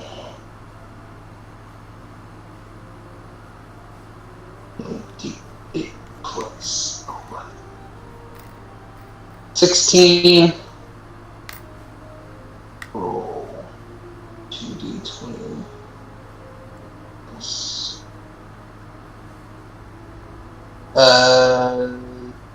20 something. 29 Right. damage, huh? What weapon are you using right now? My sword of Hearth and Home. It's pretty fucking... Alright. What does that do? I have to look that up again, what it does. He rolls a d20 when he hits, and if he rolls above a 10, he gets to phase out at the end of the turn. Jevin, you have that sword in two hands, right? No, I have my shield. Oh, you have a shield. Okay. I'm pretty sure. Wait, 11 don't you only get plus bonuses my for rage rage? bonus? Plus my rage bonus is Wait, it's a plus don't 2. you only Is get it plus rage 2 or if plus you don't 3? have a shield? No, that's armor. No, heavy armor. Okay. Yeah, barbarians. That would be fucking ridiculous. Yeah, that rage applies to monks. Yeah. Monks can't. Oh. Yeah, rage. Plus 3. Okay, so it's an extra 6, so 38. 38 damage. I'm gonna opt not to phase out if I can. I'm gonna choose to fail. Just in case I have to grapple this dude. You're gonna have to roll that d20, bud. You have to? You have to. That's what the item says. You roll if you hit, the item activates. Right, but Now you you can are choose to seeing- fail a roll, right? I guess you Or could say not- it's kind of a double-edged sword. That's fine. Roll 1d20. Oh, that's a crit. So I phase the fuck out, I guess. You go back to Ravnica. I do that meme where Uba's raging and it just Like it cuts off And it as a just slight disappears. echo. yeah. That critical. Yeah, the critical meme. Woo! Who's next? I'm looking at the order. Next is someone who's not here, followed by a dead soldier, followed by a very weak soldier, followed by... Sorry, so right now, one of the undead's going to go, and then, after that, Ripley's going to fire her cannons, and then it's going to be Alpha. Okay. Alright. One of the undead goes out into the water and attacks the pirate. Ooh. Okay.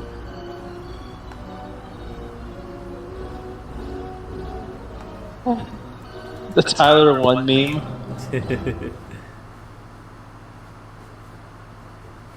Yeah. Hit.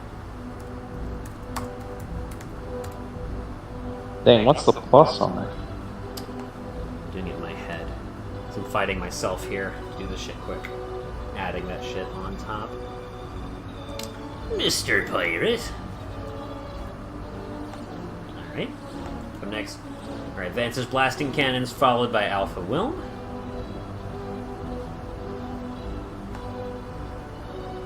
Let's roll to see how many cannons you get.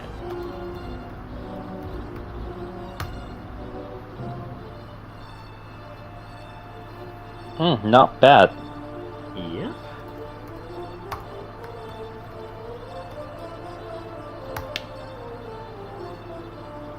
One, two. Only one hit. But that's going to be 5 to 10. So they don't have any pluses, correct? No. The way I'm doing is I'm rolling to see how many are on target, each round, and then I roll to see how many actually hit. 5d10 for Mr. Jusam takes 26 cannonball damage. Fucking hell. Hey Tristan, you've seen Justice League, right? Hey baby, welcome home. Quentin's on the balcony. What? Hang on a second, guys. What's up?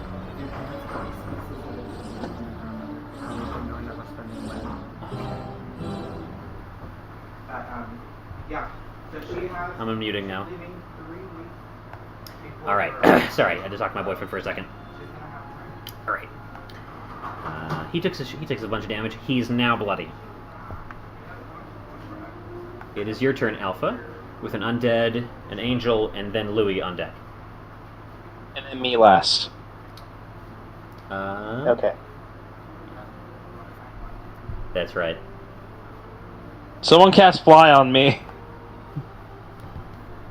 I don't think any of us can. Louis can, right? Okay, so Louis can. Well, so Louis can, never mind. Jazam is flying right now. He is. Okay. How far up is he? 60 feet.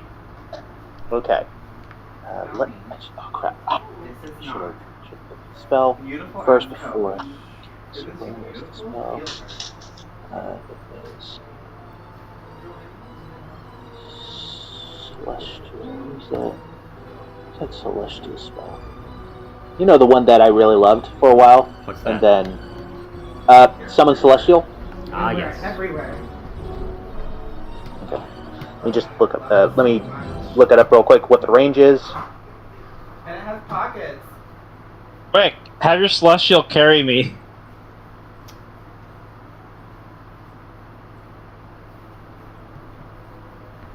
They could do that. Come on, baby. What do you think? It's beautiful. Feel it. Oh, connect your. It's real. What? Wonderful. Isn't that beautiful? It does not want me to do it. I can't look it up. Grandma, Right? give that to us.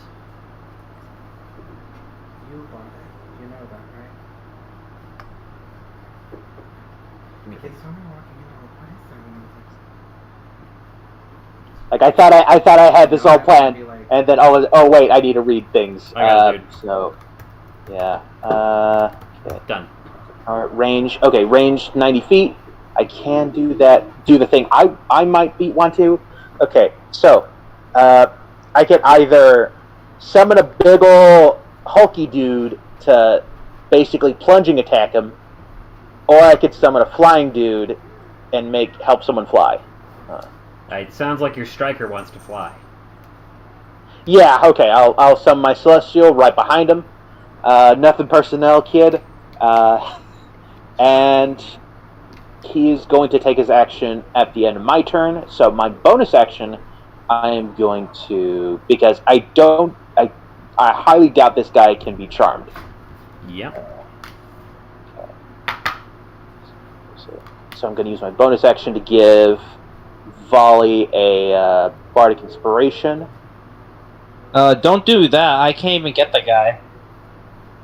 What are you talking? No, I'm making. can't. I'm helping you fly. Oh! What? Okay. Yeah, yeah. So I'm giving you Bardic Inspiration. Okay. Astral plane. And reaction. No. Okay, so that's my turn. I'm gonna step away from the cyclone thingamajigger. I don't know if it goes bigger. You step away from it? I do step away from it. Strength save. Oh, okay, sure. God damn it. I'm.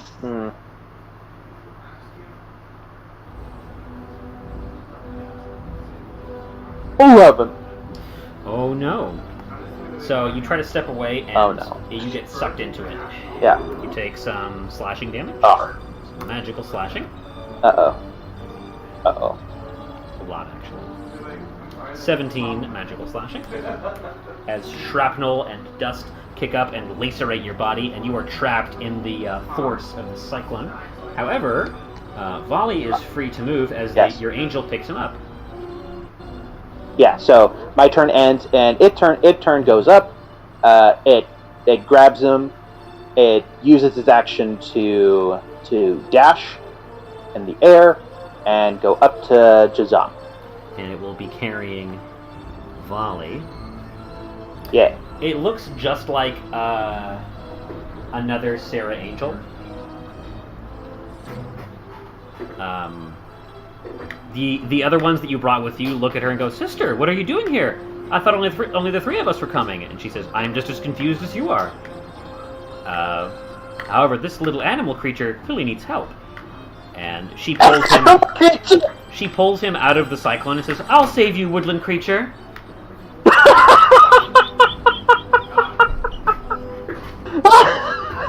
Molly is just annoyed. Like, lady. Guys, like, Molly's like, why are angels so goddamn weird? I am. All right, and she Dopamine brings fills you as she's kind of flying you kind of incidentally in that direction. But you do get to take a swipe at your boy Chusam on your turn because you are now in range. All right, that brings us to the undead soldier. Number 2. All right, and I had to use a 7th level spell slot for that. Indeed.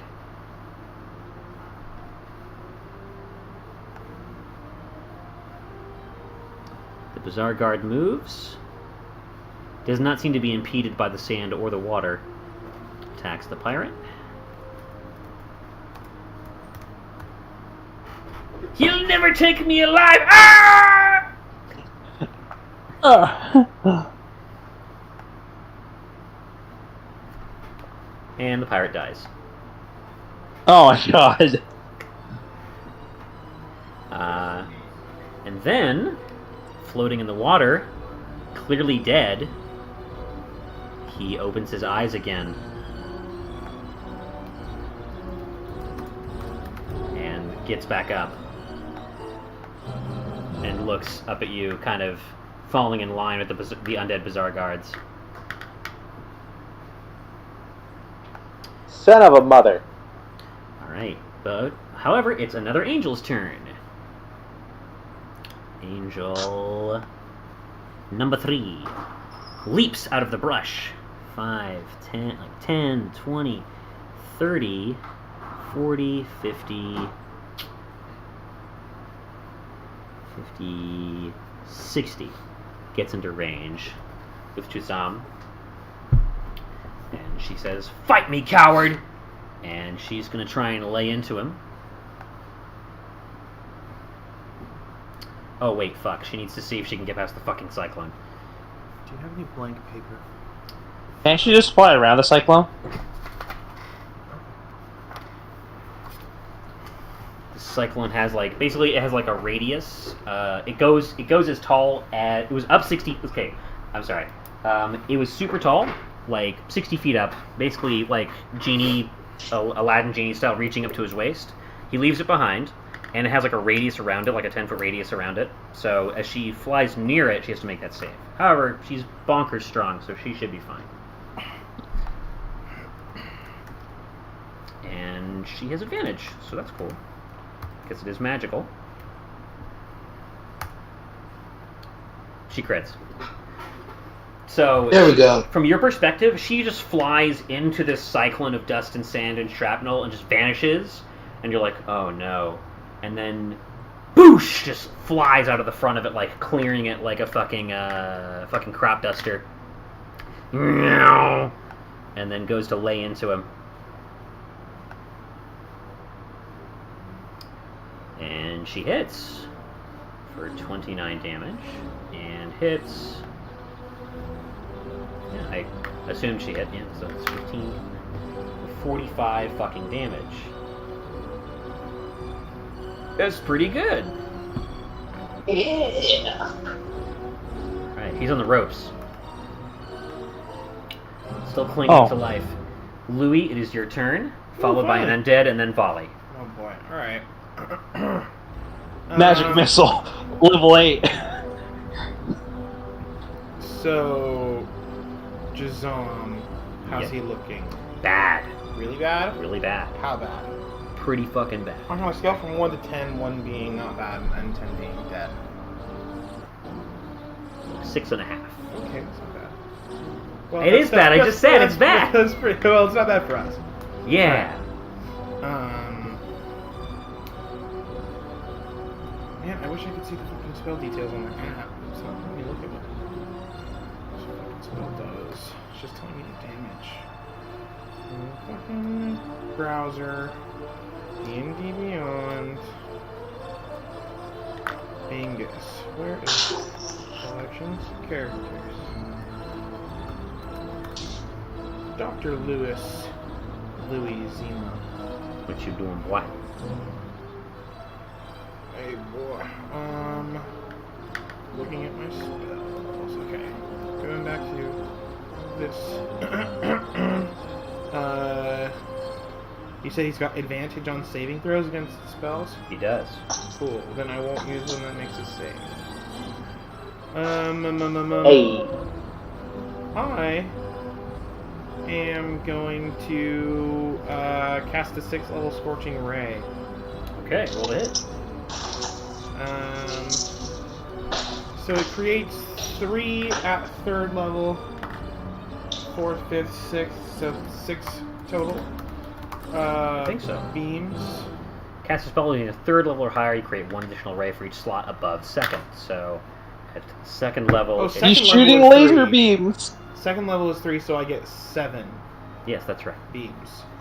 Okay. Oh, it says right here, yeah, additional rays 4. Now I can fucking read. What level you casted at? 6th level. So you get 4 additional beams, so it's 7 rays. It's pretty fucking good. So, roll 7d20. Plus my spell casting modifier. Plus... Oh, where is it? There we go. Spell attack. Alright. Discard.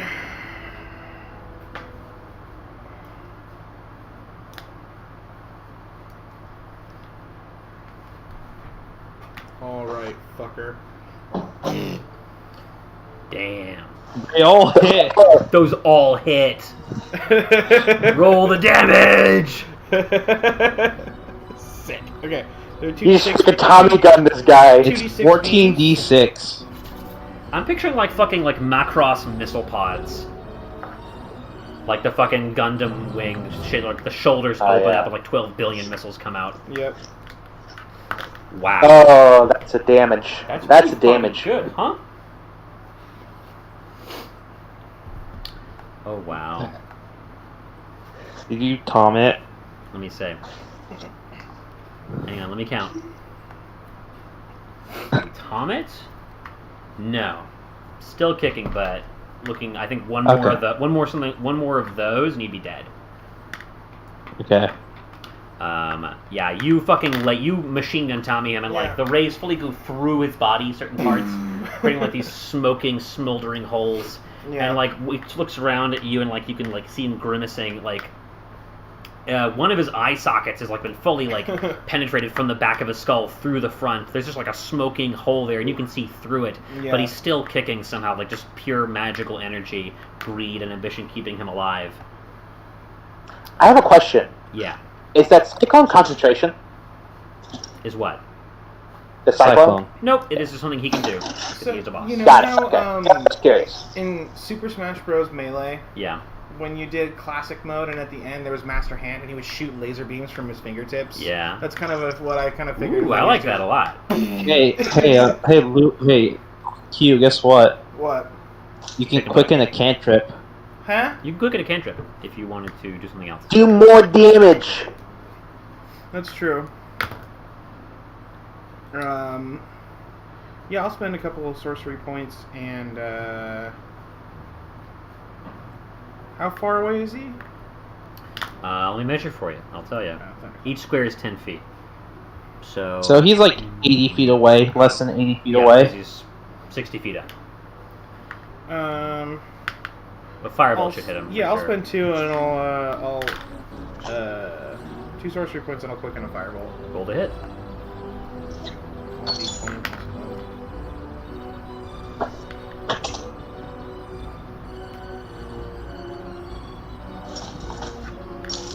20. Roll your damage. Roll your balls. Roll your balls. 3d10, sir. It's pretty damn skippy if I do say so myself. Wow. That's pretty nice. 16 damage? Yep. At the end of his little laser beam, it just is accentuated with an extra little explosion of fire. All right, It's a at the firebolt. end of your turn.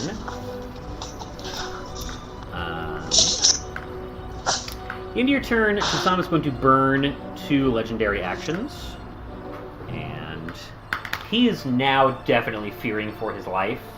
And he reaches into his pocket and pulls out another contract. And says, The time is now. I'm calling in your debt. Get your useless ass over here. he burns up the contract in his hand, and another creature appears. Let's see. Ah, fuck, I forgot the... This is why it makes me sad when shit crashes, because I had the name of a red genie card that was going to appear, and... Well, anyway, Yeah. another genie appears. It's a red one. Hey. Alright. This one's going to appear a little closer to him. Let me drag it onto... Oh yeah, where is the green genie exactly? Oh, he was supposed to be on the ship with the teleport circle. Oh, okay, got it. Okay. You looked up where, would you like something to eat? No, I'm okay. Not like chips and stuff. There we go. I had a whole... Period. Yeah, I've eaten enough today. Just a goblin. It's a genie, but with a goblin head. Goblini. I'll see myself out. And you know what it is. Goblini. I love Italian food. Bada bing. Gabagool. Is it my next You beat turn? me to it. Looks Sure. looks more like a Alright, it's a blue one. Like a- It's a blue genie. like a It's blue. dwarf. Okay. Looks more like a dwarf. He's got a beard. Okay, yeah, Made of yeah, he has thunder a beard. clouds. Who's next? I'm looking at the order. Undead and an undead, and then you, Volley, Okay. and then a pirate. All right. The undead moves toward Alpha and makes a strength save against the cyclone. Oh god. And fails the 15. So it just walks towards you, menacingly raising its swords, ready to strike you down in your moment of weakness. And then yeet! It's just yanked off of its feet and sucked into the cyclone away from you. It takes damage. How much damage does it take? 5d6.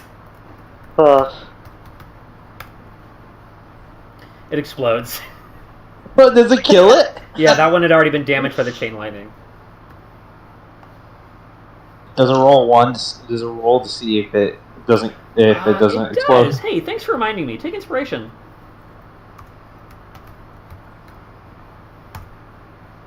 No, it does not come back. Thank you, Brian. It pops.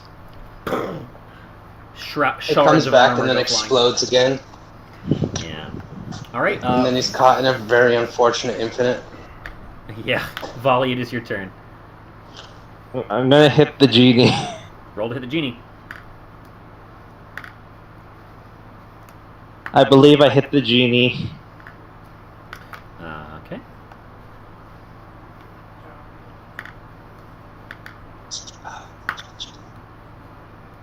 I rolled 43 damage against the genie. Jesus Christ. It's Jason Bourne. Does that do it? Hold on a second. 17, 18, 19, 20, 21. 21 to hit? Yes. He is going to cast Shield and bring his AC to 22 on that first attack. I'm gonna add +5 then You with my bitch. inspiration. He adds 5, you add 5. Okay. Alright, how much damage is that? Again? 43. 40 fucking 3? Rogues are Yes. too strong. They're breaking the game. Just Too strong. They're breaking the delete game. all rogues. The world has progressed past the need for rogues. Oh boy, Z. Alright, so his AC goes to 22, but you hit him anyway in that first strike. And you didn't tom it, but he is hanging on by a thread. Like, you bring your sword into his abdomen and you swing it all the way to his spinal column, and that's the only thing stopping you from swinging him all the way in twain. Despite the fact that he's nearly been bisected, he is still barely alive, eyes burning with hatred at you. What do you do with the rest of your turn? I rolled my second attack. I roll a 3, which misses. Sorry to hear that. Bonus action? Yeah. Well, actually,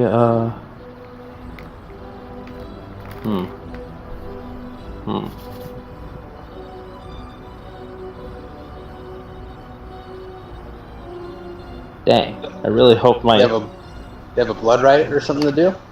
I know, I have 2 blood rights. Let's see.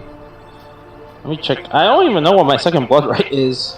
You never need to use You mutual everything you suffering hit and then dies. cast yourself into the tornado.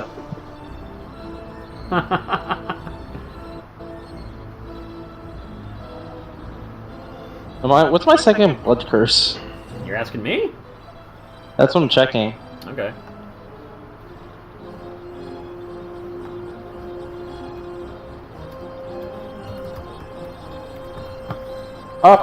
Oh, it's blood curse of binding. So make a plus. So it's only gonna be a 14, but make a DC 14 strength saving throw. Probably gonna make it. Yeah, he probably will. 17. Yeah. Nothing Anyway, else. so- Do you take half or anything, or is that all it does? No. It's it was just to prevent from moving. Got it. Okay. Let's continue. Go, it's the pirate. Here goes. You're gonna shoot the cannon. Yeah, last in line is pirate. All right. Undead goes. Oh wait, no. At the end of your turn, he's going to use his last legendary to. He already used 3. Did he? He used 2 for a contract and 1 to move. Oh yeah, it's been a long round, huh? Yeah. We still the first fucking round? It's still the first round? Yeah. Clearly, I need to make these bosses stronger. Expect that in the near future. Alright, I guess he doesn't do anything then. I'll say Shoot that this. cannon. Yeah, I'm 90% sure he's dead, so let's continue. The undead does get to do something. Alright. Does it go to alpha like the other one? Yeah, it does, actually. And it makes a strength save. There you go. Oh no. He's picked up. Does it get popped? And it rolls to see if it stays up. And it does Oh, not. no. It pops. Alpha, once again, you see this happened seconds ago, and then another one from another direction walks forward, like the Terminator, and yeet, it just is yanked backwards and just torn I apart had a nickel. instantly, like a And blender. another If I one. had a nickel, And another before one. that And happened, another one. I had 2 nickels. But it'd be weird because it happened twice. It's true. If I had a nickel for every time an undead soldier exploded in front of me, I'd have 2 nickels. Which isn't a lot, but it's weird that it happened twice. Shoot the cannon! It's the final person in the order, which is the pirate You bosun, did say it was a dust storm. which means, because Jace loaded the cannon, and the amicable pirate aimed the cannon, the lovable pirate, very lovable. I'm going to say this is Ciro. Ciro Niku, your vampire friend, gets to fire the cannon. I love it. Let's see if he hits. He's got a high dex. What the fuck? Oh god, what is this gif? Duh. He hit Oh, he hits him. 23. Let's see here. Let's Oh, get it, wow. baby. Yeah, he loads the cannon, and he actually rides it like a mechanical bull as he hops on top of it. And he waves his hat in the air like Pecos Bill, and he says, "Here's what I think of your goddamn tariff!" And boom! The cannonball arcs through the air, and Jusam puts up both of his hands to try and stop it. No! And he is obliterated as the cannonball makes contact with him, and it's actually like the cannonball equivalent of a hollow point bullet, as it shatters on impact, and shards of it, like a fragmentation grenade, lacerate him and completely obliterate his form. The core of his being, the little spark of black mana that kept him alive, explodes. I'm going to need Alpha and Volley to make Constitution saving throws as he explodes when he dies. Me too. Yeah. Uh-oh. This would affect you too, Louis, but you're inside of a globe of invulnerability, so you're perfectly fine. I think actually, like the cyclone's been like hitting the edge of your globe, but like it's like the edge of an aquarium for you. Yeah, I'm like just in a ball. I'm in a hamster ball, basically. It doesn't go anywhere. I got 10. Oh no. Oh no.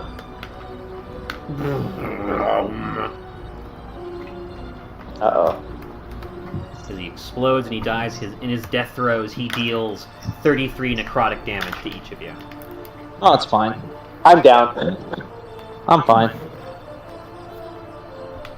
Alpha goes down. Our healer's down. Oh no. I really missed the necklace. I want my health back. As he dies... Wait. Yes. Tristan, I have a question. As he dies, you know how they have that waltz thing, right, in his mind? Yeah. Does the dance suddenly stop, and then it just sees Alpha, and there's just a knife sticking out of his gut? Ooh. I see it. What do you mean, like the whole thing was in your minds, or...? No, like, you know how he has his minds, like, the dance, it's like 1, 2, 3, like, dancing against each other. Yeah, that's right. But, like, at the end of the dance, it suddenly stops because the music stops. And then he suddenly feels a knife stuck in his gut because Alpha successfully deceived him. I did. Seriously, like, he might have been the better salesman, but I was the better tactician. Yeah. The music comes to like a crescendo as the imaginary orchestra hits the final notes, and he dies. You are technically out of combat, however, the two djinns he summoned, the Efreet and the Dao, the green and the blue djinn, rather, they look down, and where Chusam exploded, there was like a small chest, which like was the only thing he had equipped on him, and it has fallen and kind of, it's like sticking half in and out of the silt in the low tide here. The Serendib Efreet floats down and picks it up and says, Our contract is in default. We have no quarrel with you. We shall take what is owed us, and in return, leave you alive. Are these terms acceptable? Yeah. And I'm just like What about other parties' magical items? it's a good question. You don't know. They like, could be so, like, back on what's it call it? On the bazaar. You don't know. Oh.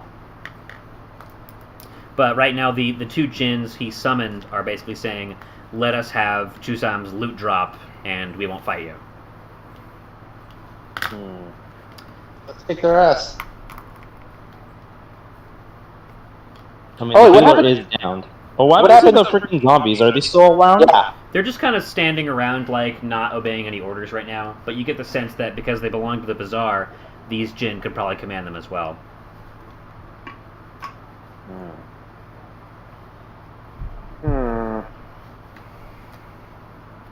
What time is It is 8:42. Well, you're Kill them.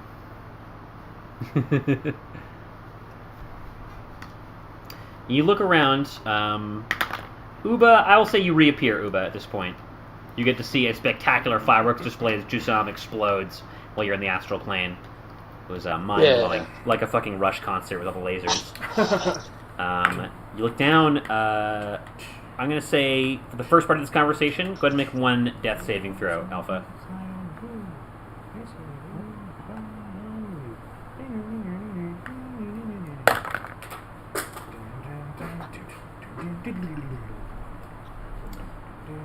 Hello. Hello. Alpha, I need you to make a death save. Pass. Okay, 11. That's one pass. Yeah. You look around, and I mean, you beat one. It's conceivable you could beat two others. I look at the Ifrit and I ask, well, what we be able to be repaid then? He looks at Basically, our magic items. He looks at you and says, I do not know what dealings you had with the deceased Chosam, but return to the bazaar, and I'm sure we can accommodate you after we have sorted out the affairs of his estate.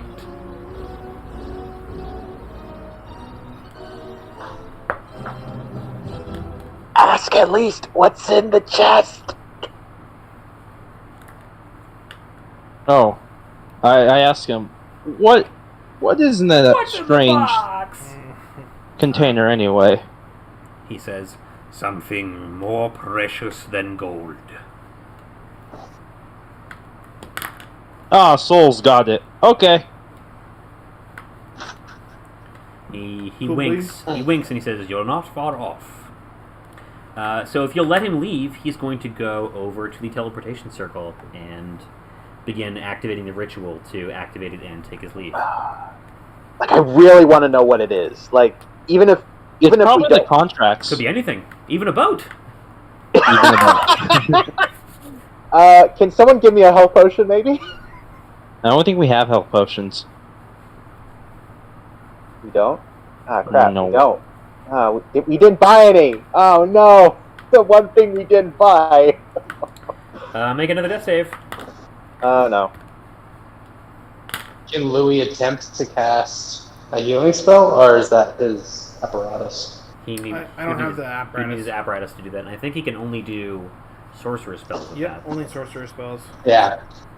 No I think there's only one spell that a sorcerer can cast that would heal. The reverse vampire spell. Yeah. Okay, so I 2 successes. yeah, 2 successes. Can I help stabilize her? Yeah, make a medicine check.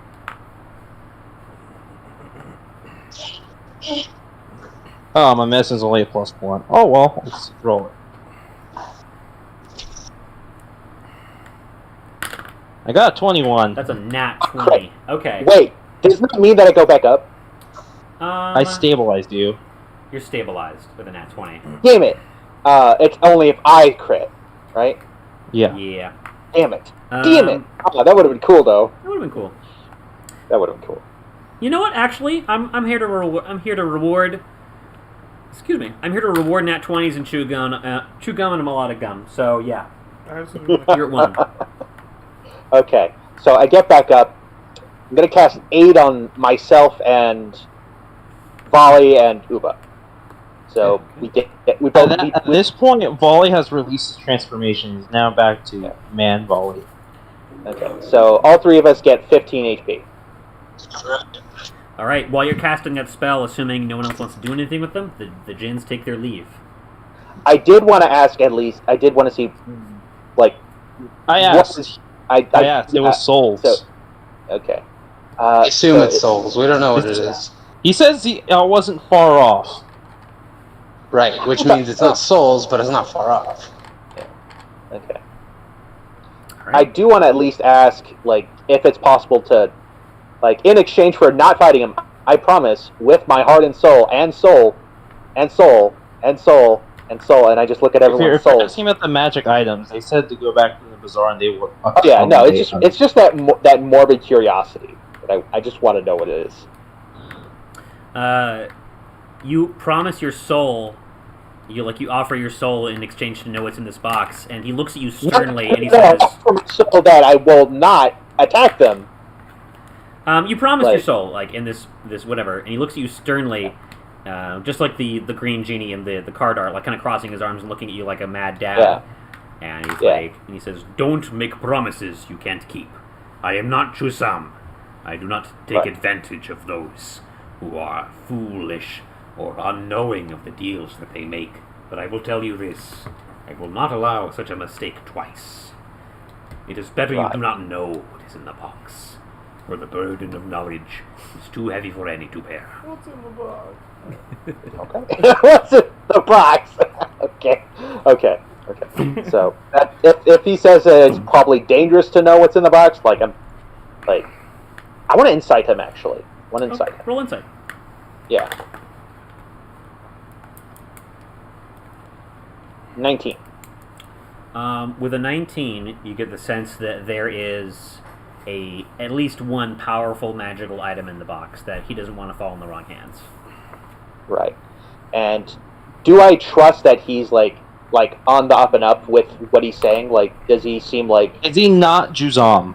He's not Juzam, for sure. He's green aligned. He is. Okay. He believes he's too uncomplicated to lie. Okay, He's got mono it. green. Gotcha. She's too uncomplicated.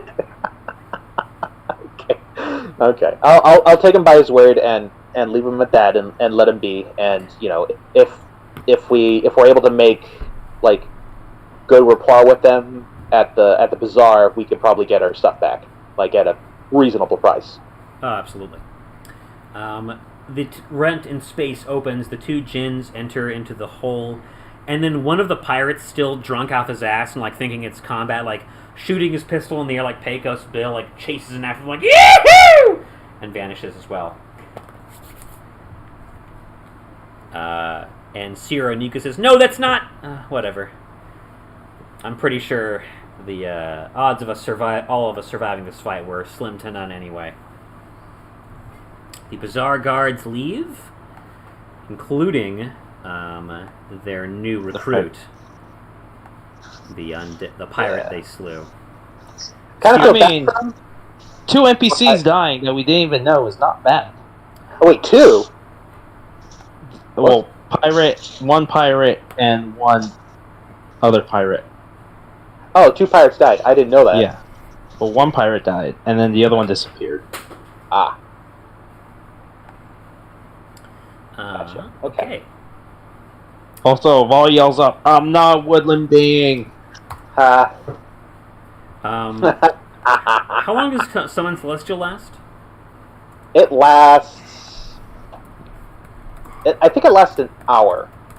Because it was able to go through multiple combats when we were inside of the Yes. The tower of Yes. Cranky Peanuts. You did it, boys! You defeated the Juzam. Yeah. Yep. Oh wait, that's the thing. It's concentration, and because I died, or at least went unconscious, they're He gone. blinked out. Oh yeah, I think like she starts to fade out. You look up and you go, "I'm not a woodland creature," and she goes to say something, and it's like the same critical meme where she goes like, "Oh," and then just like there's an echo like, and then she vanishes. Oh yeah, because she's not carrying you, you drop 60 feet. I forgot about that. No, I dropped because I did a medicine check. Yeah, that's how I did my medicine check on you. Okay, got it. God damn. The angels gather round, and they pull out their broadswords, and Three Musketeers style have them all meet in the middle, holding them aloft, and they kind of like do their own like Crusaders toast thing, like, "Yes, we've defeated the hated enemy of our sanctum." Really happy.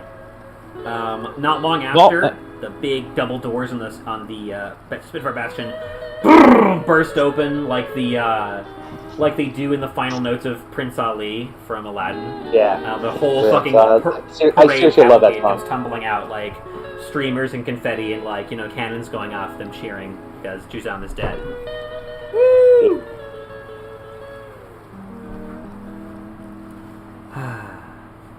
Let's take a quick 5-minute break, and then let's decide what you guys want to do next. Yeah. That's true.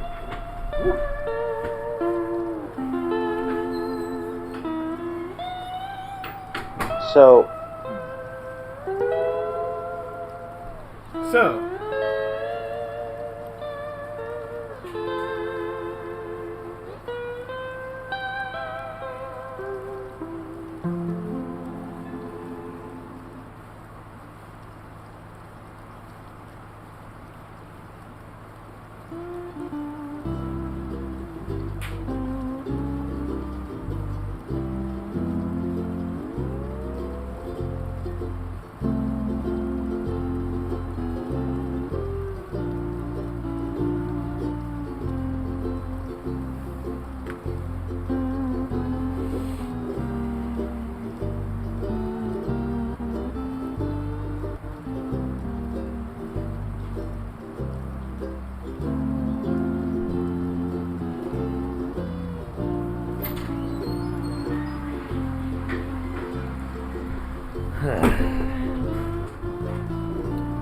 Man, so much cool shit I wanted to do. He was gonna like read your minds and like just ask what your truest wish was, and then like twist it into something dark and evil to ruin for like Oh, yeah. the fight or whatever. of course, we just obliterated him. Yeah, Yeah. it's time to start upping the CR on these guys. It's time. And to think D&D Beyond thought this was a deadly encounter. Please. well, Tristan, Yeah. there is something from one of the books that does help with one of these sort of things. Oh yeah. It's like, I forgot what it's called. It's basically mystic actions or something like that. It's from one of the Splat books that. I'm trying to remember which book it was. I'm going to look it up real quick. Mystic Odyssey of Theros. So in Mystic Odyssey of Theros, it gives the option to basically have bosses get a second phase. They don't regain health, but they gain temporary HP equal to their current HP, or current like max HP. Huh. And then they go into phase 2. And with that they get a whole bunch of like extra stuff because they're on death rows, basically, like essentially. But they can't heal because it's 10 HP. Yes. Oh, that's cool. It's a neat idea. I like that. I'll have to think about that.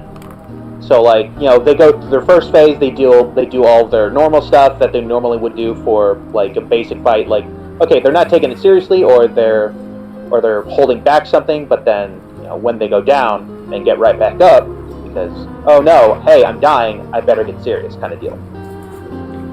I get knocked down. I get up again. I get up again. All right. So where do we want to go? All right. I feel like Okay. I feel like we should first go to Sarah's sanctum to drop these angels off, and then get Bruna back. Because we could just teleport there. The angels can just use the teleportation circle. Ah. Well, we will go with them to collect Bruna. And also they wanted to talk to us. Did? Also, do we get any sort of reward from Vance's party? Because like, hey, we took down Pineapple, and we also took down Jazam for her. That's true. Let's see here. That reminds me. There's something I wanted to go over with all of you. So, you got a level up pip from defeating Pineapple. That's 1. Uh-huh. And you got a level up pip from defeating Jasam. That's 2. Yes. And Yep. you discovered the final location of one of the flip cards, Spitfire Bastion. That's 3. Wait, what? I'm dumb! Wait, no. Dude, we need 3 to level up. You 4. What do you mean no? No, we Yeah. 4. You 4. Did we already have one before that, or do we have 3? You have 3 now. Dang it. So yeah. Yeah. So anytime so basically your compass, I covered it a little bit last time, but basically your compass is keyed to the flip card locations from Ixalan, the ones that flip into lands. Each time you find one, you get a piece of XP. And and each time you find like the front half of it, where to find the second half pops up on your map. Okay. I don't know why, but like it went in one ear, out the other. I'm sorry. So yeah, for sure. The compass kind of reacts to those locations in a very specific way. Kind of like, here's a good example. The compass has these nodes on it, these little like tiny gems, and when you become aware of one, of a special flip location, it lights up a little bit. Like it kind of starts to blink, to glow softly. And when you actually find one physically and get there, it glows like a solid color. So now that you've found Spitfire Bastion, one of the gems is glowing red. Ah. And it might be that if you fill up all 15 of these gems, something will happen. The question, why is this location so important That's a for great the compass? You remember Uba had a flashback to like the way this place was created. Vance herself just blasting it with her cannons to carve out the rock face. For some reason, the act of creation of this place was very special. Oh. So if you'd like to teleport with the angels back to Sarah's Sanctum, no one's going to stop you. As for Vance and her crew, the interpreter approaches and says, "This is wonderful! Business is going to be booming," he says, kind of accentuating the cannons that surrounded all of them. And then he's like, that's her joke, not mine. Gesticulating at Vance, who looks very proud of her joke. And About I'm proud of her yay joke, too. dig. yeah. I'm proud of her joke. And Vance's translator says, "And of course we're going to pay you. I'd like, Volley, roll me a D100. No, bad. Yep. Alright. They fork over.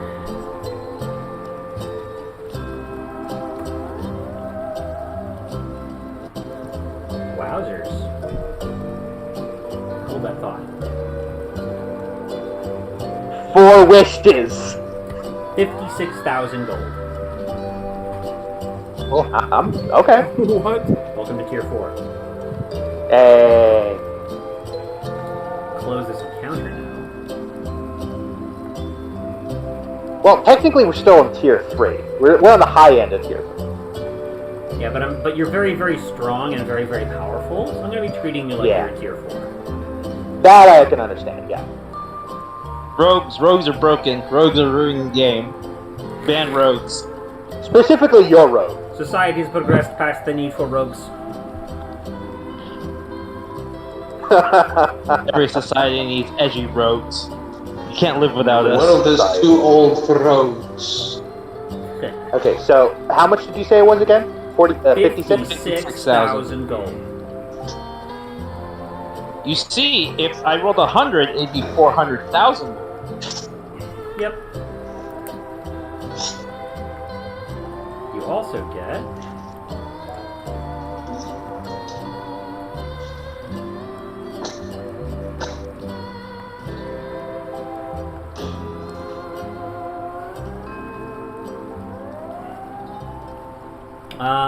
they also have something very special for you. Vance, after they help load the gold up onto your ship, Vance walks up to you, Volley, with something Yeah. behind her back. Always, just raises an eyebrow and just signs, "What is it?" She looks really excitedly at you, and she pulls out, and she says, before revealing it, she says, "This is something," with one hand, she signs to you, "This is something that I've had in my collection since I first became a pirate. I always knew it was special. I was often pressured to sell it, or trade it, or ransom it, but I knew that something like this was very rare and hard to come by.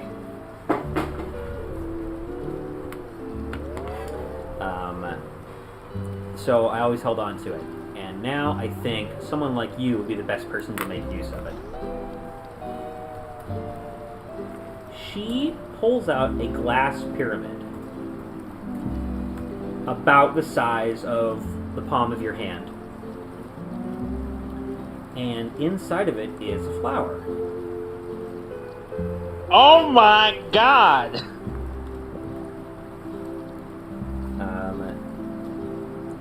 Uba, don't eat it. What was in the pyramid?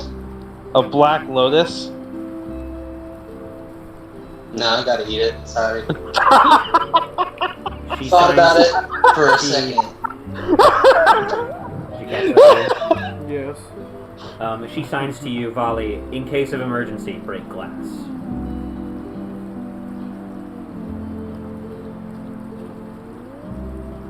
Does it have a little number at the top? No. No little number. Just a beautiful black flower, glowing purple, trapped inside of a glass pyramid. All the signs. Thank you. Can I identify it? Yeah, you can spend some time with it. Yeah. Because I remember we had a black lotus petal or a lotus petal of some sort. Yeah. You did. And now we have a whole flower. Indeed. No, we had the Black Lotus, but that particular one was only worth money. Didn't do anything. It did do something. Unfortunately, it was trampled. So. What's up with these banned cards? Yeah. So what does it do when it's identified? The Black Lotus is a consumable item. You can only use it once. You eat it like a food. I was right! When you eat it,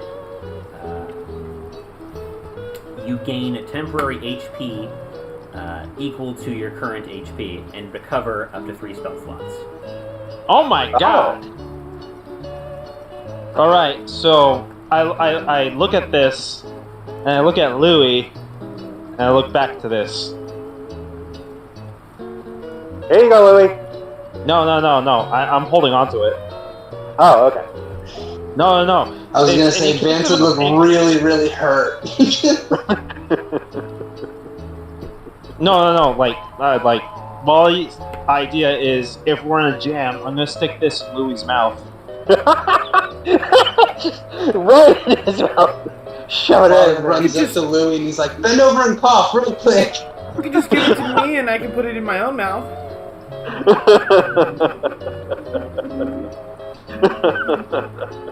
Molly's thinking very short-sightedly. After you take the Black Lotus from her, Vance gives you a kiss on the cheek, Volley. Aww. Ooh. So, like, are you like a male harem protagonist now? Oh my god, don't.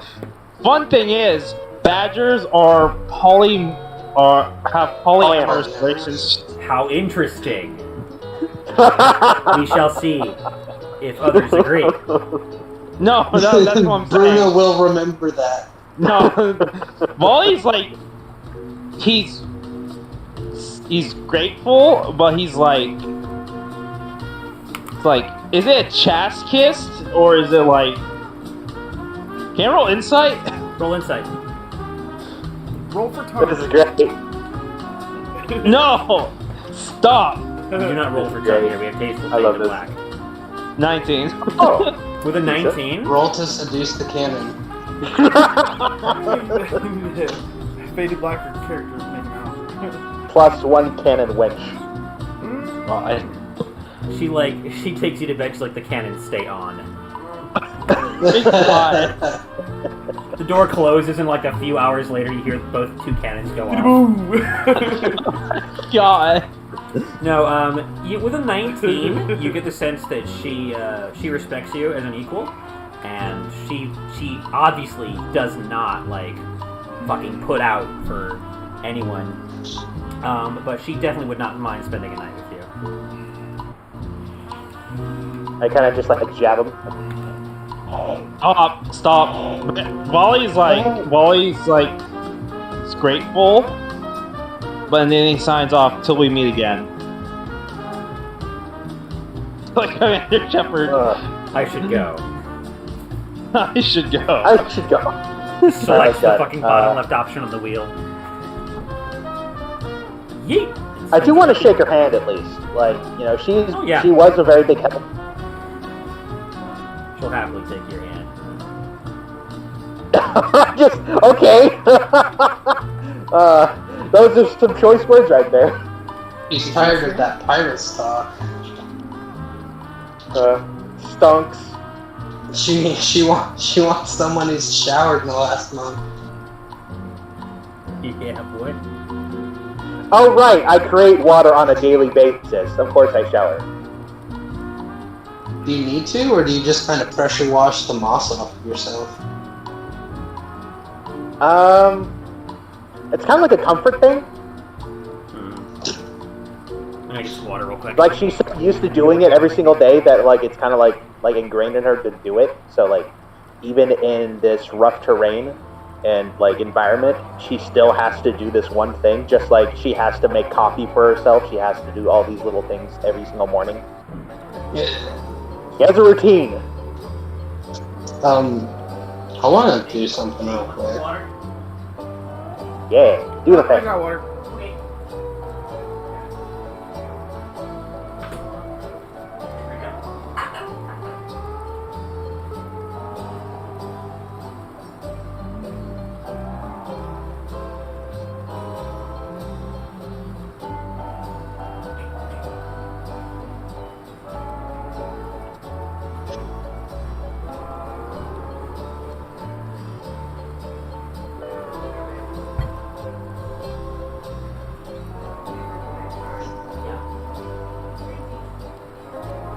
Alright, so it sounds like the party wants to teleport to Sarah Sanctum. In a second, there's something I'd like to do. Alright. What's our little vampire friend's name again?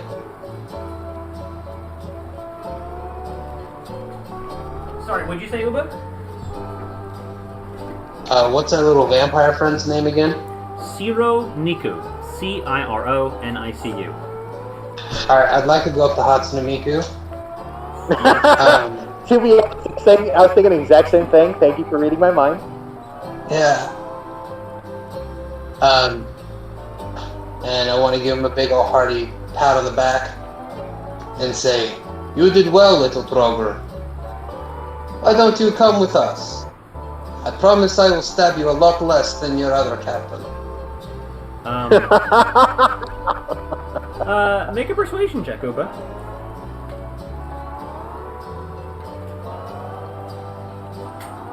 He did like get the killing blows, so he's probably like on an adrenaline high. He's riding high. I'm also hoping this is the first time he's heard actual praise in a long time. Yeah. I won't stab you as much as your other employer. That's praise. That's an upgrade. Well, she didn't stab him. She shot him. She shot him in the stomach. He stabbed him Well, that at is range. that. Oh, Wow. Holy crap. I crit him in the feels. That's a crit. That is a crit. He's like, you know what? I am worth it. And you're like, that's not what I said. He's like, and you know what? I do deserve. Like he starts like, he's clearly wasn't actually listening to what you said, but he's taken by your offer, and his ego grew 3 sizes that day.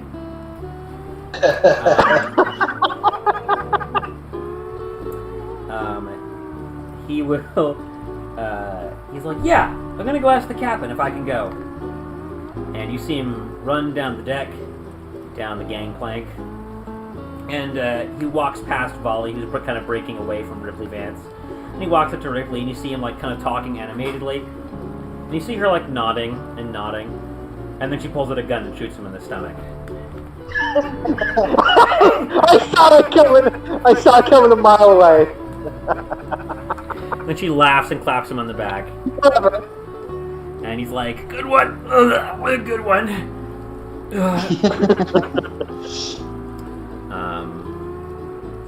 I'm dying.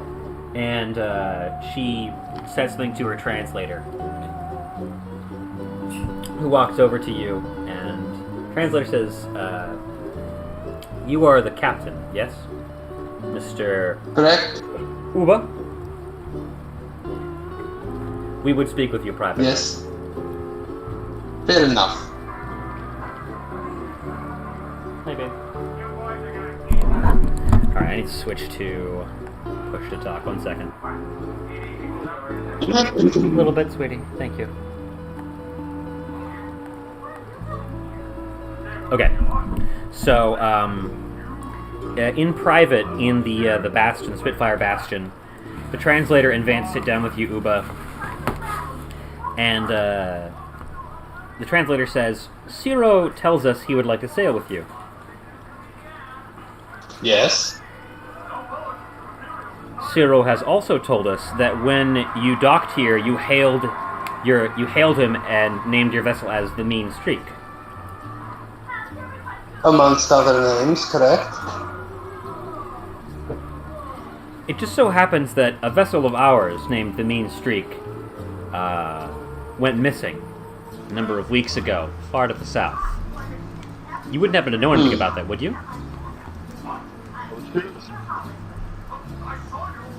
Well, it would please you to know that we had nothing to do with the harm of your crewmates. We came across the vessel empty while fleeing the empire of the Don Dusky vampire, guys. The Dusk Legion, yes. Yes, the Dusk Lawyers. We escaped then. And, we've been taking very good care of this vessel, whether it is yours or not. It has served us well. Of course. Make a persuasion check, Uba.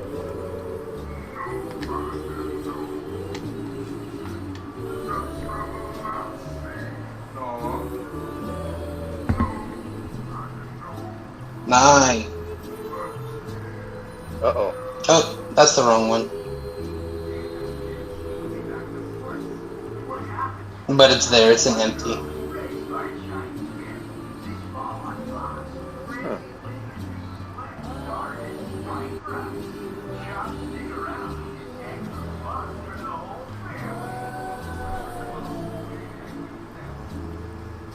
Tristan? Sorry, what'd you say? I Got accidentally 9. rolled an empty. He rolled a 2. Oh no. Okay, you rolled a 2. So they take a good long look at you. And do you remember that scene in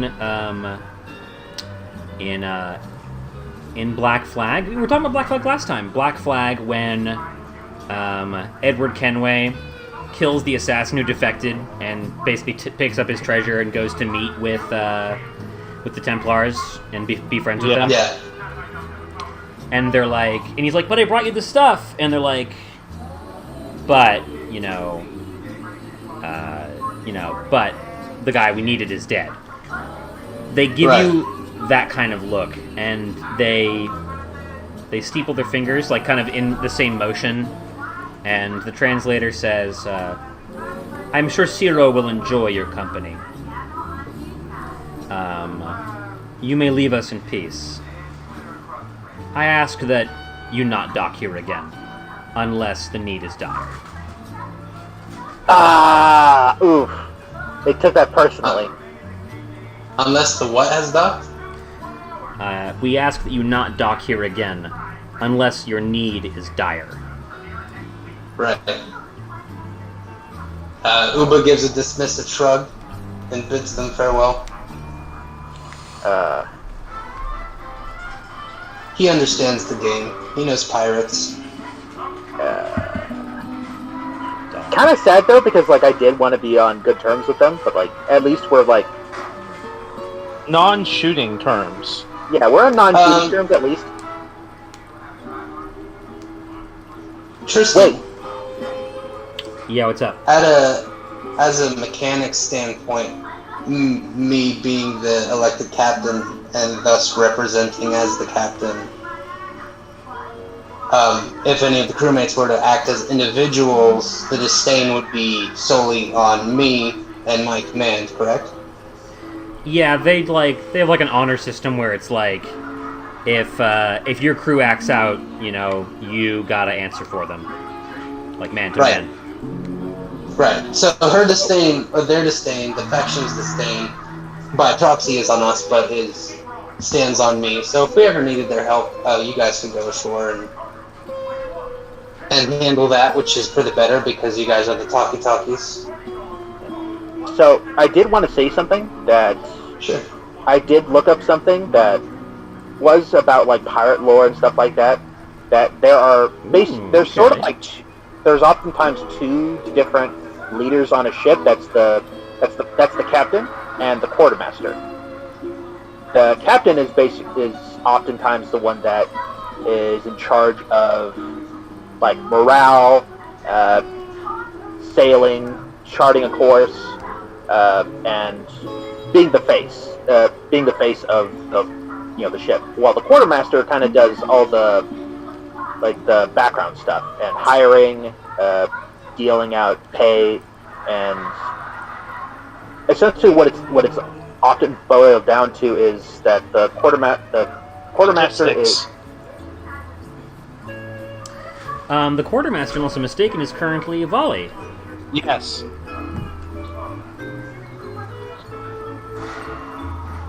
Gotcha. That is me.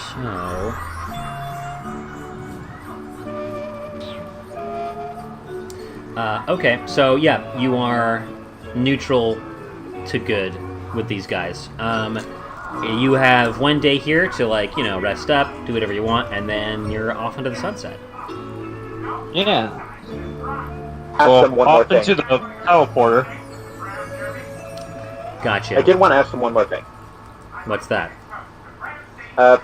Just so that we don't mistake a friendly ship on the seas of yours, how can we differentiate your ships from others? Only the Brazen Coalition flies the Skull and Crossbones.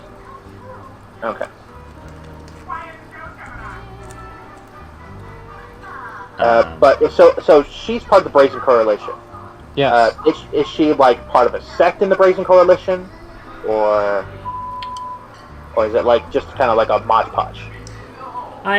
She gesticulates, and the interpreter speaks for her, saying, "I am technically an admiral in my own sub-faction. We all pay tithes to the Pirate Queen, though, Admiral Beckett Brass." Okay. So Admiral Beckett. Most of the other admirals. I keep wanting to say admirables. Headquarter in High and Dry, the shantytown far to the north, close by the bazaar that you've seen. However, Admiral Beckett Brass alone still sails the seas on her own fleet of ships, taking down anything in her path. If you fly the flag we've given you, she may grant you mercy, but on the high seas, nothing is guaranteed. Especially if you have something she wants. okay. So I'm just gonna think to myself, compass, probably compass. Not speak about the compass ever. And okay. Which is when I realized that it was her shit. Uba personally was pretty eager to never be here again. What does her ship look like?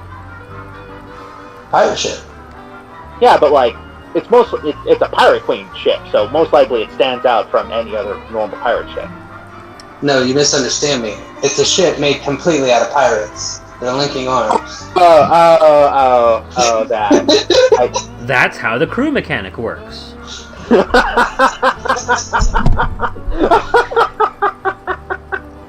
Alright, moving on. Let's get out of here. Okay, Yeah. so, but just to get it straight in my head, pirates are generally on okay terms-ish, maybe, possibly, but on the high seas, it's anyone's game kind of deal? Yes. Okay. But she did take it personally when we had one of her ships. Yes. Yeah. Okay. Of course. Alright, so you wanted to go teleport over to Sarah's Sanctum. Yeah. Can Are we you- investigate something before we do that? What is that? The Faceless Haven that you revealed last session. You said it was closed. I did say it was close. In fact, I'm actually going to open up some more squares on the map. So my next question to you is: if you're going to teleport over there for a day, your ship is going to stay here. Someone else can pilot, like Jace or Marty could pilot it. Where do you want it to go? Yeah. Because it can't stay here.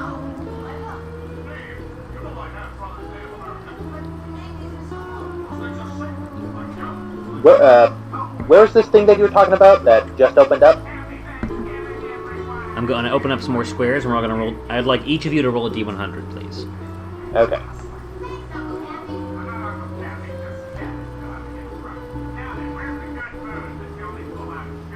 $18. 76.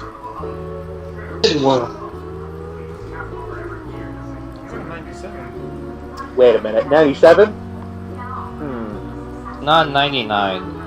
I know, but like I feel like we also got a 97 earlier, and I don't remember what it was. Right. Let's see here. We're looking at the encounter table. Oh no. Oh yeah, we are close to the Food Chain Island. You Like, are. they could start sailing over there to the Food Chain Islands while we're back at Cersei.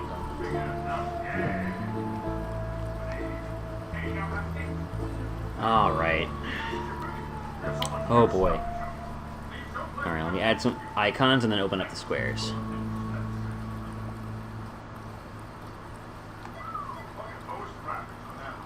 Is Food Chain Island the Otter place? It is. Yes.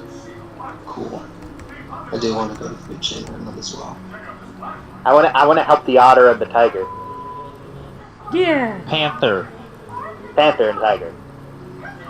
No, Panther and Otter. I know. I was messing with you. 51 also.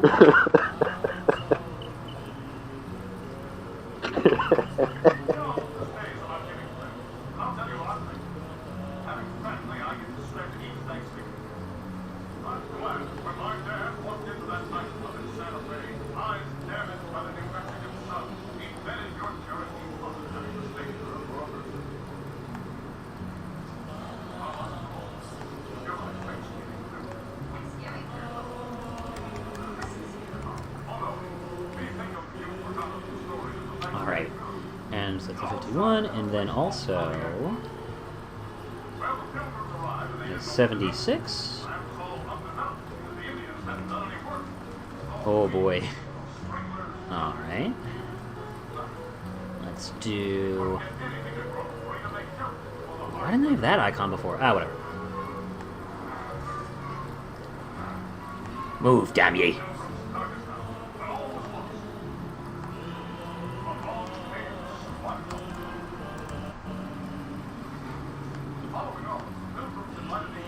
Alright. And 18.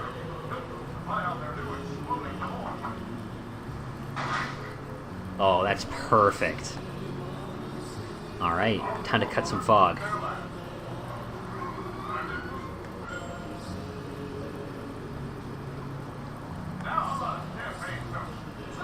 Oh my god, I'm Colossus again. Dun dun dun. Look who it is. Choo choo, motherfucker. Oh no.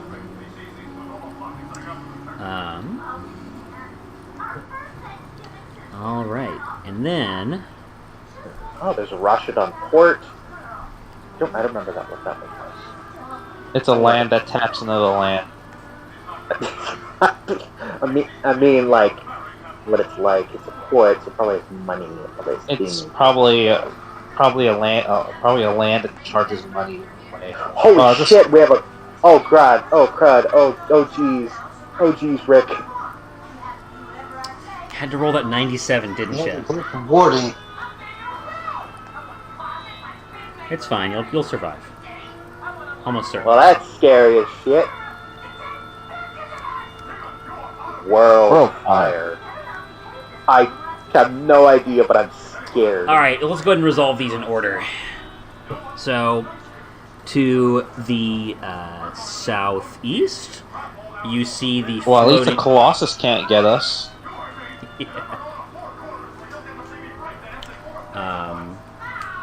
To the southeast, you see the Faceless Haven, the little floating, like, icy reef with the weird Are you figurehead on done, top of Tristan? it. See? Oop, I forgot I was talking. Forgot about push to talk. All right.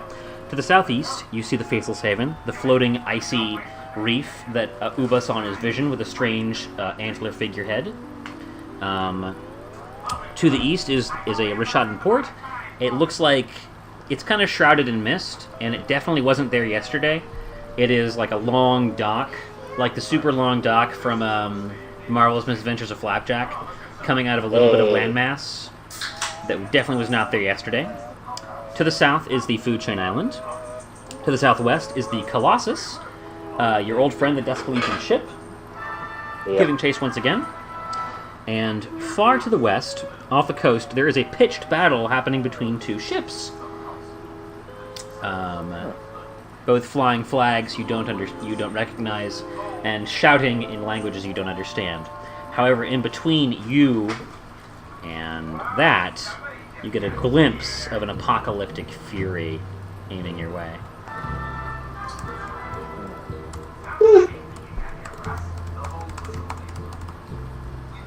I mean, let's just sail to Rishadan Port, and while we're sailing, we can go to the, what's it called, the Server Sanctum.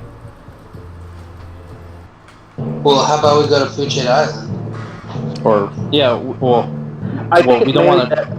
Yeah. The Colossus is right next to us. So maybe we can hide in the mist port for a little bit, have it pass, and then go in. Yeah. As you watch, Because we can't sail through landmass. There's a giant island right in front of us. the sky above the mean, nautical mile square that's in the front island, of the right? Spitfire Bastion. Right here. Forgot Well, on we don't push to want- talk again. Uh-oh. As you watch, the sky above the nautical mile in front of the Spitfire Bastion turns red, and then it turns black, and then the stars shine red through the blackness, and you can see that the sky is literally on fire. The clouds there have turned into like sulfuric flame, and you see the burning red eyes, the constellation face full of hatred that you saw once before when the upheaval occurred, and he glares down at you as you sail your ship out of it, and this column of flame extends into the ocean and just creates this burning cyclone of fury that is decimating everything that would be in that area. Thankfully, you're clear, but that area is now inaccessible to you. Cyclonic rift. It's world fire, actually. Okay.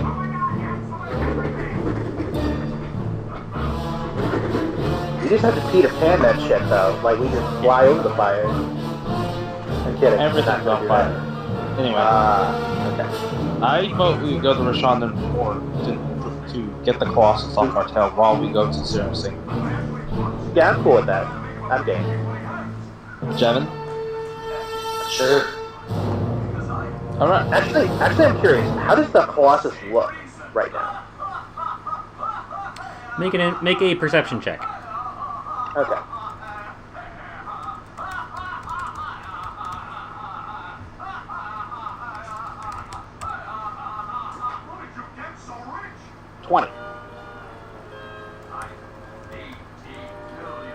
With a 20, the last time you remember the Colossus being near you was when One-Eyed Willie was still on your tail. And Yeah. you tricked him into thinking that the necklace he wanted was aboard the Colossus. The Yeah. Colossus has some new battle scars on the side, but they look like they're under repair, and they appear to be sailing strong. So it's likely they defeated One-Eyed Willie and sent him back to the grave, where he will soon return from again.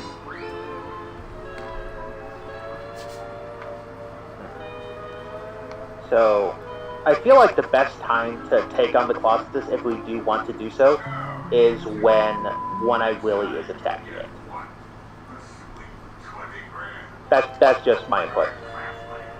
At the time, though, as you said, it is going still strong. It might be a little damaged, but not enough for us to like not risk getting a whole bunch of damage on ourselves because of how massive this thing is.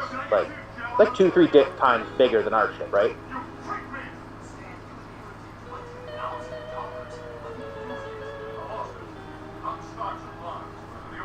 Right? Sorry, what was your question? I was saying that this thing is probably like 2-3 times bigger than our ship, right? Yeah, it is a man of war. It is bristling with cannons, heavy in the water. So yeah, so even if it's a little damaged right now, it'd not be suicide, but it would be at least very not good for us to take disadvantageous. Okay.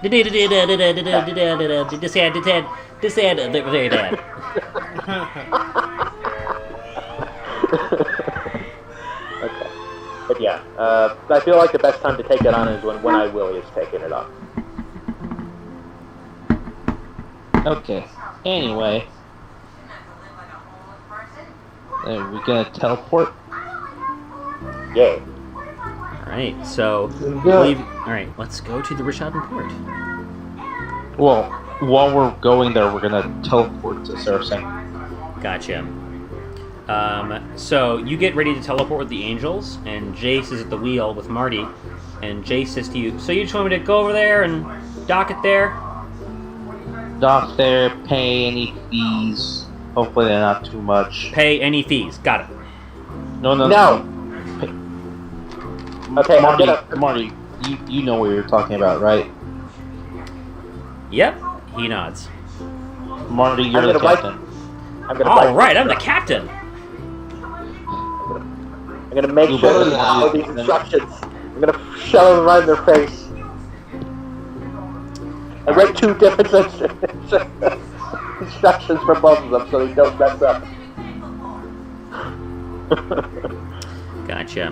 Marty says, don't worry, I'll take care of it. Can't be that hard. Oh, right. Did we ever give back that Amber? The one that held the spell slot thing? The Mox Amber, yeah, it's a 5th level spell slot gem. It can only so the way it works is it's not like opening a spell string where it can hold 5 levels of spells. It can only hold 1 5th level spell slot.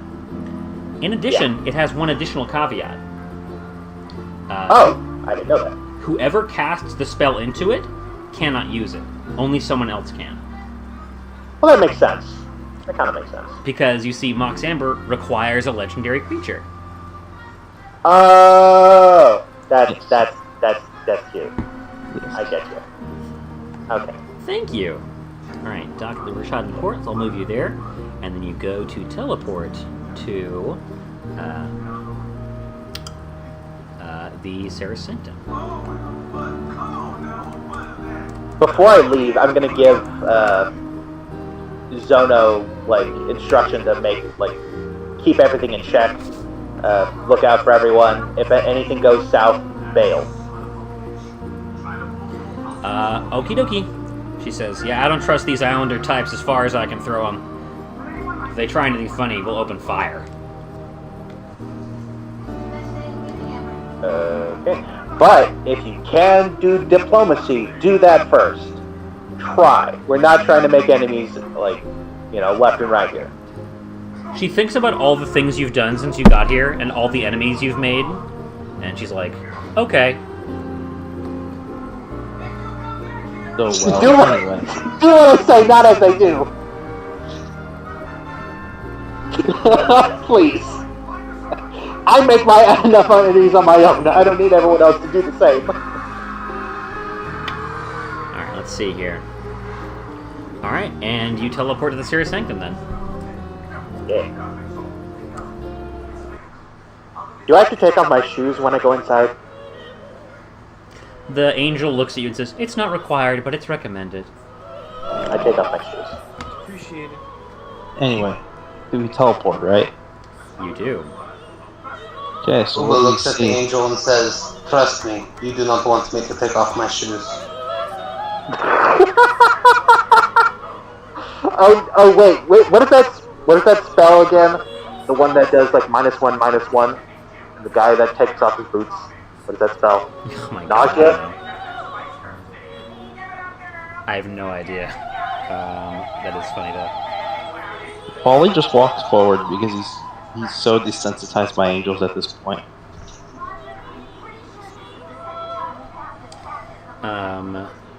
Yeah, you walk forward, and if you've ever played Dark Souls, you know Anor Londo, like the white marble city, or Gondor. That's another good example. It's like the city of Gondor. There are kudzu vines and like these like flowering plants growing everywhere, kind of willy-nilly. No real rhyme or reason to it. The walls, floors, ceiling, every part of it is like a beautiful white marble, and where the sun hits it, it gleams with an edge of gold. The air here is warm, and but not like unpleasantly so. It's like you're standing at the other end of the kitchen, and your mom opens the oven, and you feel the wave of heat kind of just barely reach you, along with the smell of cookies.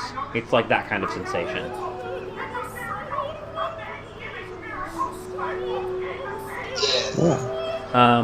There are angels everywhere. You are surrounded by statuesque, 11-foot tall, long, blonde-haired, beautiful women with big, bulging muscles and swords everywhere.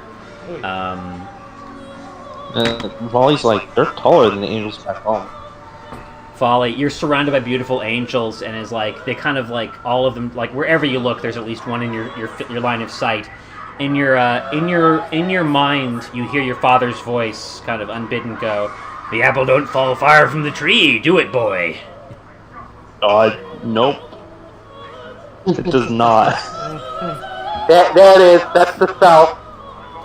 I fucking can't believe it. This dude pulled off his fucking shoe, and they're like, "Blah, I'm dead. I'm a 1/1 creature. I'm dead." Brash Taunter dies. Kills Brash Taunter. Brash Taunter can survive a fucking hit from a meteor, but one boot, smelly stink boot, will kill him. I love Magic the Gathering.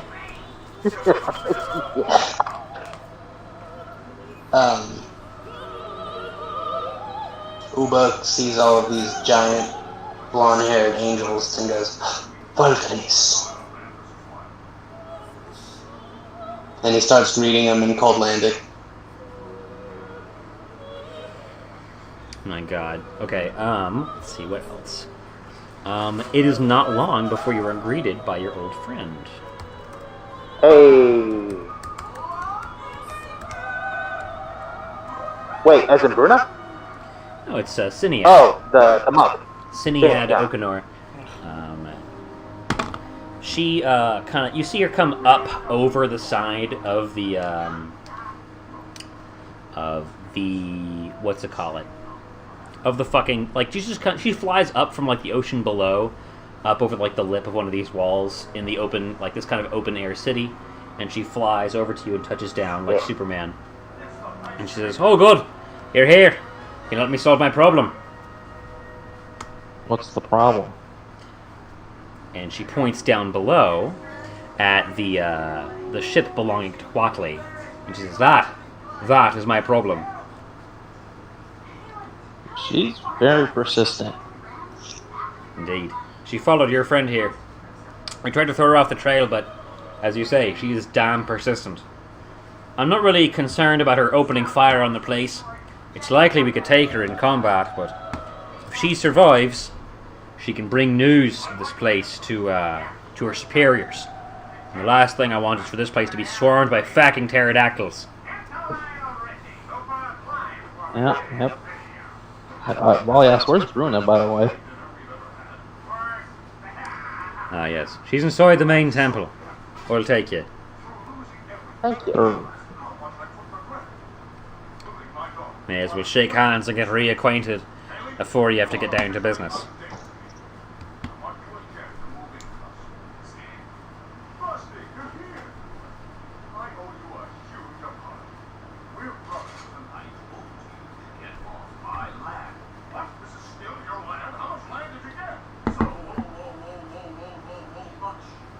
So, as we as we're making our way there, and most likely coming to see Bruna, how does she look?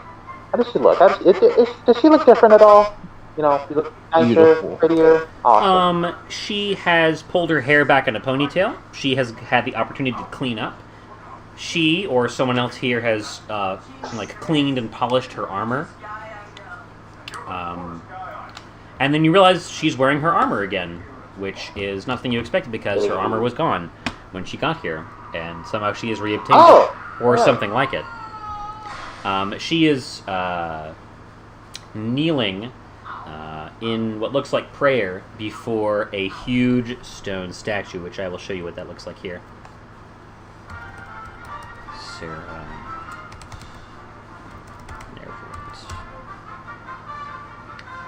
The stone statue looks like this woman here. It is edged with gold. There's like some trick of the light that makes it look like her hair is blowing in the wind when really it is sculpted stone edged with gold. That's some craftsmanship. There's seriously. There's like a kind of heat shimmer that makes it look like it's moving very slightly in the corner of your eye. And Bruna has her head bowed before it. Like I'm imagining, you know those statues that have their clothes look like they're actually like real clothes, that they have indentions that are cloth and stuff like that. Exactly. And it's like I'm thinking of that, like that level of detail.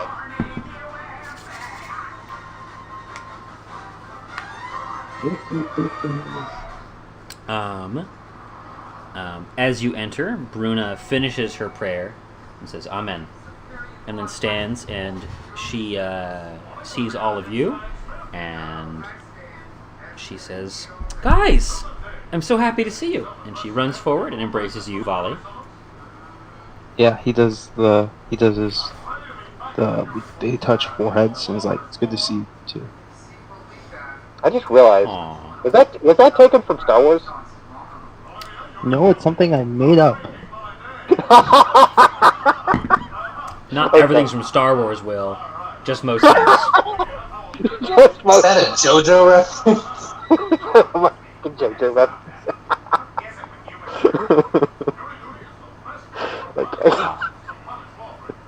I laugh. I cry. She looks down at herself and shows off her armor. She's like, "What do you think?" Very nice, very nice. I got some myself, and I show off my Azorius shield.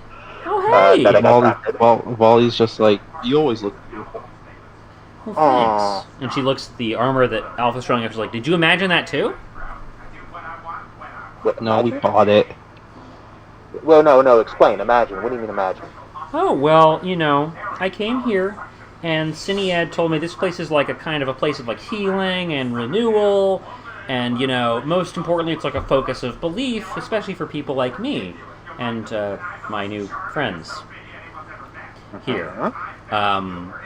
And that it's clear that I've been hurt before, and if I believed hard enough, that I could recover what I'd lost. And like as an example of that, I really kind of missed my armor.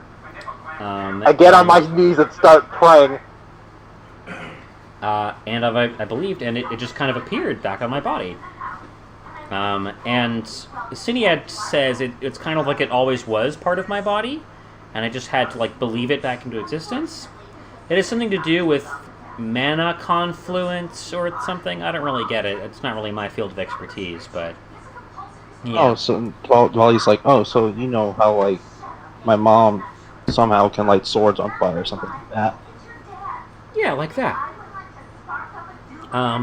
This place is amazing. Cinead says that as long as you're willing to devote yourself to Sarah, you can make almost anything happen. I'm just like bowing my head in front of this statue, just like crossing my fingers that what I'm thinking is going to happen. All right, Orzhov, make a religion check. Yeah.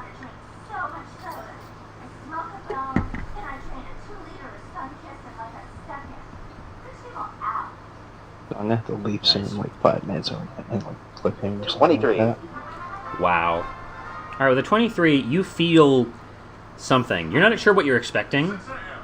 I mean, mostly you're just like, oh man, I'm wishing for something in the same way that a kid wishes for something from Santa Claus, or like someone with Pretty much. a lottery ticket in their hand wishes that their number was the right one, and you're just Yeah. kind of concentrating on that feeling, and then, like kind of unexpectedly, and in a way that almost kind of scares you, you feel kind of presence kind of poke back at your mind, your soul, and you feel this kind of massive, kind of slumbering giant in terms of like white mana kind of earthed in this place, this powerful memory of benevolence that wants only the best for the people that it cares for.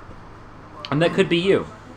And with a 23, you get the sense that this place has a very powerful magical effect that any one of you could benefit from. Here's how it works. Each person can only benefit from it once, but essentially what this place offers is a kind of respec. You can swap any number of the current levels you have for levels in Paladin or Cleric if you have the prerequisite stats required, or you can change your subclass to a divine variant of it. For instance, if you are a Barbarian, you could become a Zealot Barbarian. If you are a Sorcerer, you could be a Divine Soul Sorcerer. And, ad infinitum. Weird. So it That lets is you something rearrange your very, levels very nice. however you like. Once. There may be other places on the ocean that you could respec at. Different places, different kinds of respecs, but this is one of them. So yeah, you have 15 levels you can work with. You could make some or all of them into Paladin or Cleric. You could swap your subclass however you like.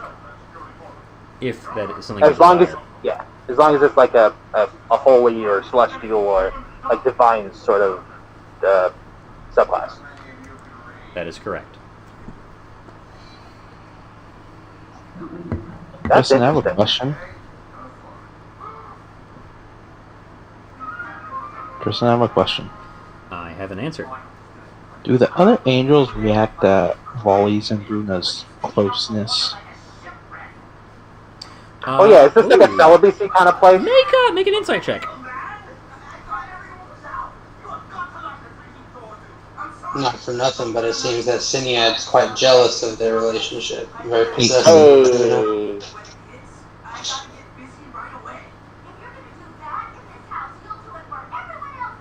That's a number.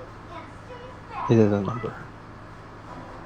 Tristan, if you're talking, we can't hear you. Sorry. All right. With an 18, it's a little strange to them because they've never seen anything like it before, because they've been largely cloistered and only among their own kind for so long. And these are like long-lived creatures, right? Very long-lived, yes. Excuse me. Cinead, on the other hand, is human.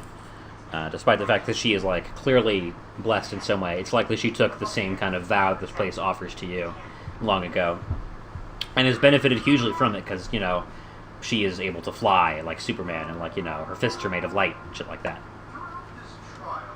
So, when she sees you be very close with Bruna, there is something in her face you can't quite read. Not with an 18. It's a I high have roll. inspiration. Wait, I'm gonna add +5 to that because I sort of want to see this. Didn't you add +5 earlier when you wanted to defeat Oh, I Jazam? did. Never mind. I took it off. Yeah. No, just there. Yeah. I mean, take if you it. want, Yeah. you can use it now. I'll just unkill Jazam real quick. Killed Shazam. We're good. Make That's us a funny. Juzam deal. Give No, we're good. Oh wait, wait, no, that no. was yesterday. Oh wait, no, I never used Uba's D3. You can use I wonder it. if that lasts. It only lasts 10 minutes, but I will say that sure you can use the D3. I don't think any of you fools I use mean, the I D3. could just- Oh wait, no, Alpha did. I was the only one that do used the another D3. Yeah. Yeah. I roll a 3. Hey. All right, with a 20, 19, 20, 21, yeah. With a 21, you get the sense. So it is there for a flash, and then it is gone, because Siniad has, like, this huge amount of willpower, because she is a cloistered monk, and, like, she's devoted enough to this to fucking shave her head, and, like, you know... But, there's a flash of jealousy there, and then it is gone. With a 21, you also get the sense that it is not a deep enough feeling for her to act on. It is just like a human part of her that she suppresses, and has no trouble suppressing because, again, she has superhuman willpower. Okay.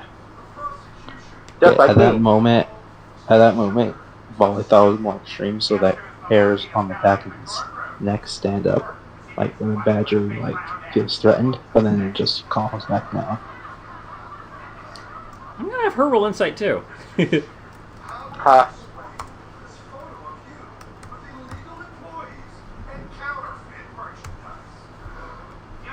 Huh. Would that be like against his like passive deception or something? What's your passive deception, Chief? I mean, like, passive deception? Is that a thing? Yes. Yeah, sure. 10 plus Like, whatever. I think there's. Yeah. So it'd be a 13, so yeah, she gets me. Alright, yeah. So yeah, I think both of you have this, like, the good, the bad, and the ugly moment where, like, it's just like the letterbox, like, zoom in on both of your eyes, like, and you both have, like, this spark between you for a second, like, okay, I see you. Noted. Fucking Uba sees this, like, 2-second stare down and just kind of looks over at Alpha and Louie, just gives him a nudge, just like, look at this shit. Deep down, I was like, I want to see Aggie again. Aww. Oh, man, no. I'm so mad. I really hoped that Giselle would get a second turn because he was going to start granting wishes, quote unquote, like twisting them. Right. And I knew, yeah. like, he was just going to, like, cherry pick what your deepest desires were. And he'd be like, oh, Uba, you want to see Aggie again? Well, here she is, but it's the younger version of her, and she hasn't met you yet. And she's like an angry elf, and you have like a complicated relationship with her now. Yeah. But now, I don't know. Later. Okay, so Like, I have to ask: does hold on to those ideas. Does the offer of Sarah Anyway. Sanctum intrigue any of you? Well, I'm gonna have to call it here, guys. So I'll see you guys Right. later. Oh yeah. Alright, bud. See you next week, my dude. Take care, Yeah, buddy. see ya. Think about it for next week. Like Yeah. I might like take back one of my levels of Paladin to go back into Bard. Like, but that's a maybe because like I'm pretty. I kind of have like a system for this. Hold on. Like, You can rearrange your levels in a divine Yeah. manner. You can swap the levels you have for more levels of Cleric or Paladin, and you can swap any subclasses you have to divine variants. You cannot get rid of divine levels. Oh, I get it now. Got it. Gotcha. What about you, Louis? Would you want to be a divine soul sorcerer? You'll get healing magic. Okay. No, I'm good, you know. Yeah, if that's I the think case. the subclass Yeah. is very good. Oh, yeah, your stuff is pretty awesome, and like I'm gonna say like wild magic sorcerer and divine soul sorcerer like are Yeah. they're pretty balanced in their own ways. Like with how generous like all the DMs I've had so far, including you, with wild magic, it could be pretty good. And then divine soul, it has just having access to cleric spells as a sorcerer just opens up so many different, like, oh my god, so many possibilities. Sure, But like it's like give and take for both. So like it's a pretty Not thinking about it from a meta perspective, Right. it's not something that Louis would do. It's not. right. Yeah. He has no reason to. I mean, to do that. Like, I think, like as a player, I like the wild magic thing more. Yeah. And Yeah. also, like, that's just kind of his thing. I don't know. Like, It makes sense. he's pretty It's dead like in set on character. that, like the powerful source of white mana being that immortal sun. Mhm. So I don't think that he needs. I don't know. he's not the healer type. I mean, the reason that I've got the spell list that I have is because he likes blowing stuff up. That's true. Yeah. I'll say this, like, from a meta perspective, like a more flavor perspective, this place isn't just like, so from a mechanical perspective, you get to respec some of your levels in a certain way. From a more meta flavor perspective, this place is a place of healing and renewal, and it's kind of like, it kind of exudes this natural feeling of feeling at home and feeling safe in a very dangerous and unfamiliar world. And it might be that, I don't know, some of you guys might feel a little homesick. On top of that, some of you are suffering from some weird, what's it called, metaphysical magic issues that have been affecting your physiology recently. It might be that this place could cure you. Right. Okay, that makes sense. Yeah, I'm down to get rid of the time shifting thing that's been happening. Didn't I have to roll? Like, you need to. Go ahead and roll 3d10 for me, please. Sorry, I forgot. I know, you told me to remind you, and now I remember. 3d10. 3d10? It's been 3 days. Oh, no. Oh, right. Yes, I totally forgot. Alright. I don't know, Uba being pretty 6. over gods.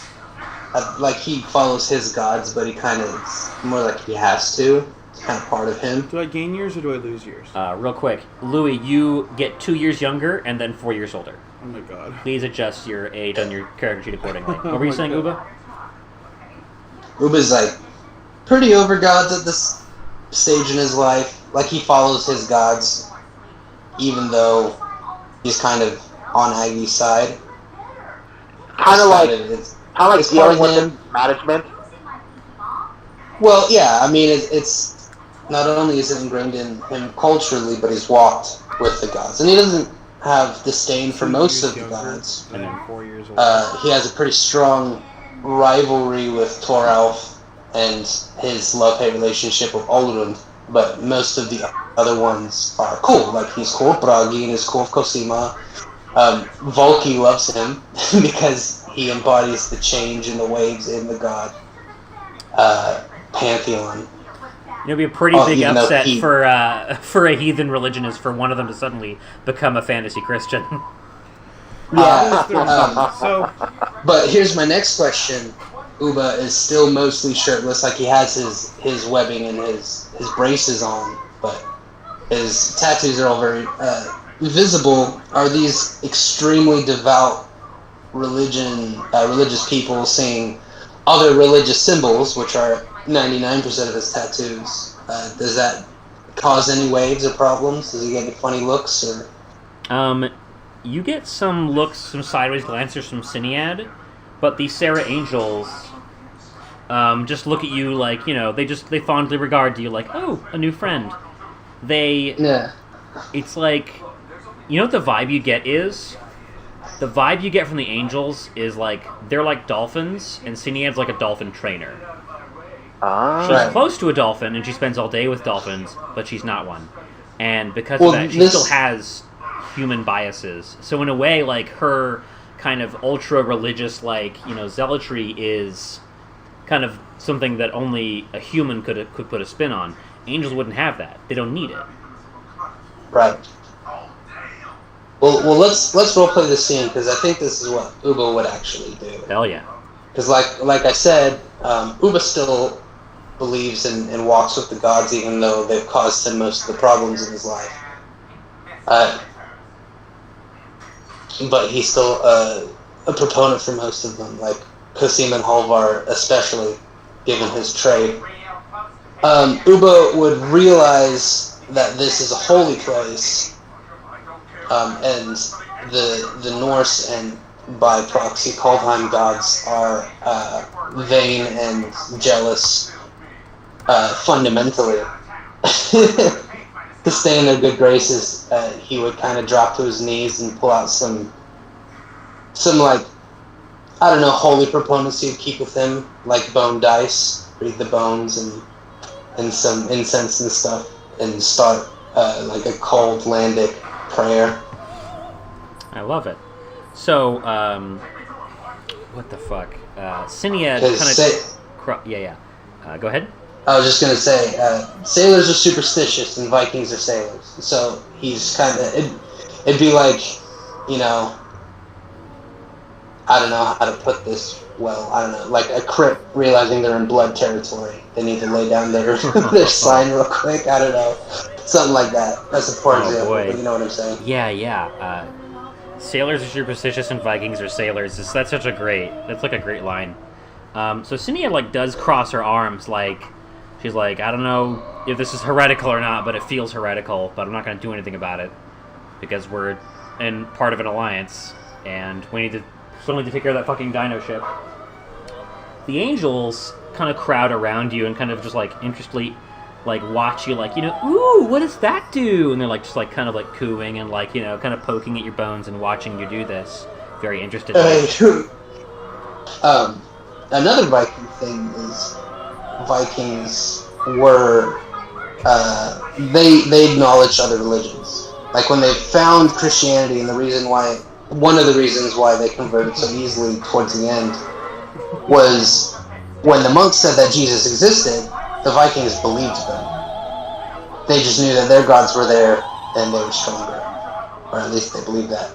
So when Uba sees this, he invites them to sit down and like form a circle, because more energy would channel to the gods probably easier, or something along that line.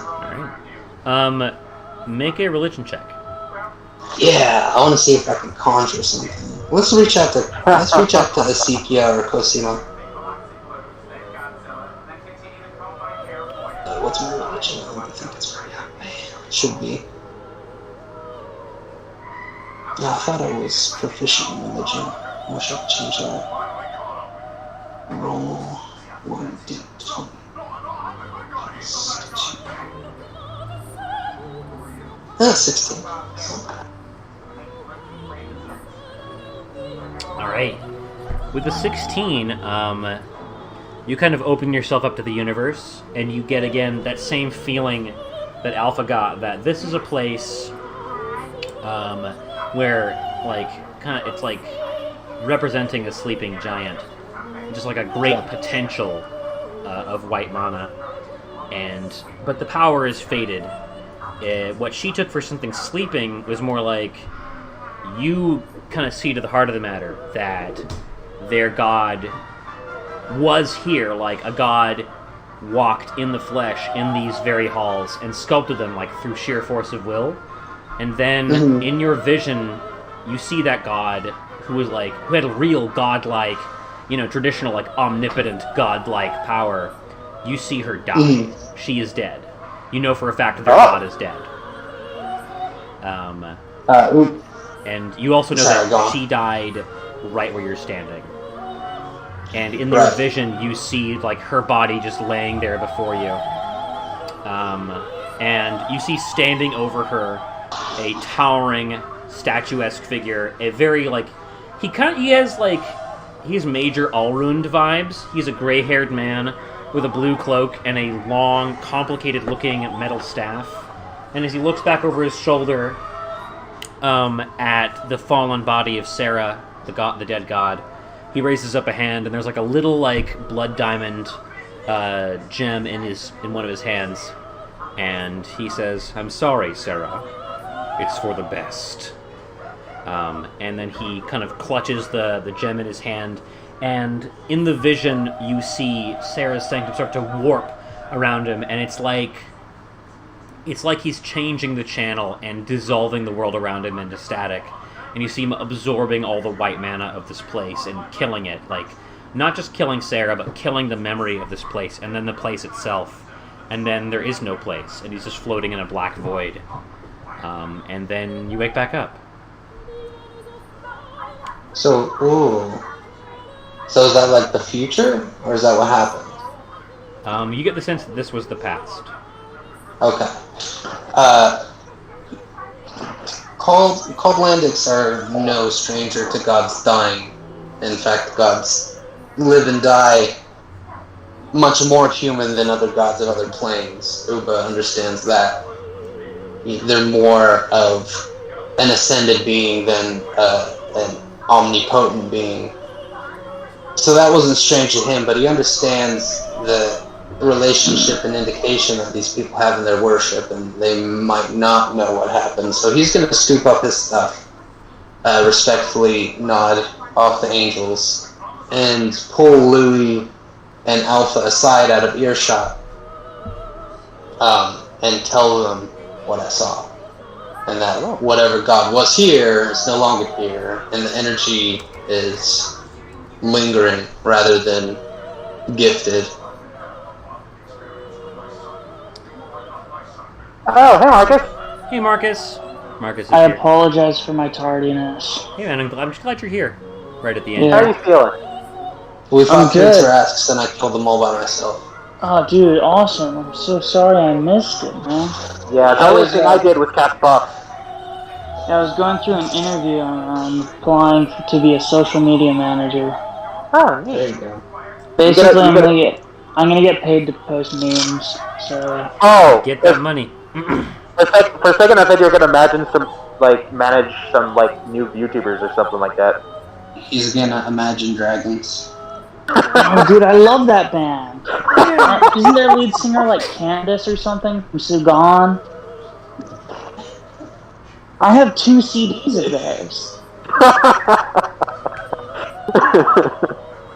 So right now we're inside of a chapel with Sarah's Sanctum, You're round at Sarah's angels, Sanctum, yeah. very very pretty angels. Oh yeah. So, yeah, you're at Sarah's Sanctum, and it is like a kind of you've played Dark Souls, right, Marcus?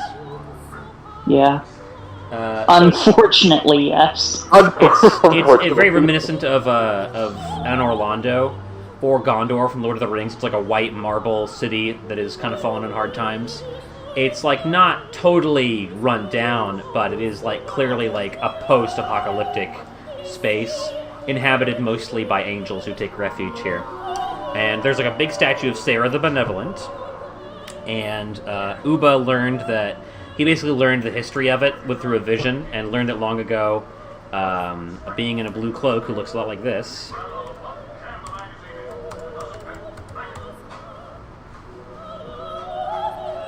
Oh, yeah. Wait, You saw that? Urza legit killed Sarah?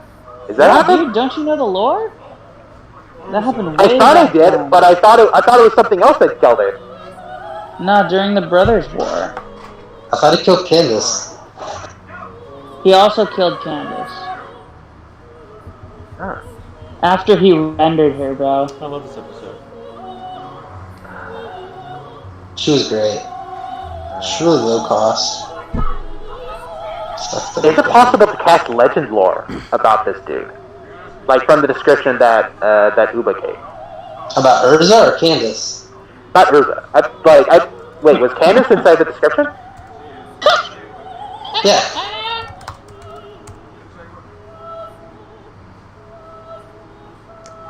Do you have legend lore prepared, Will? Today, no. I can prepare tomorrow. Alright. It might be. So, Marcus, the other thing you learned coming here is that this place is very holy, and it offers a kind of, like a respec zone.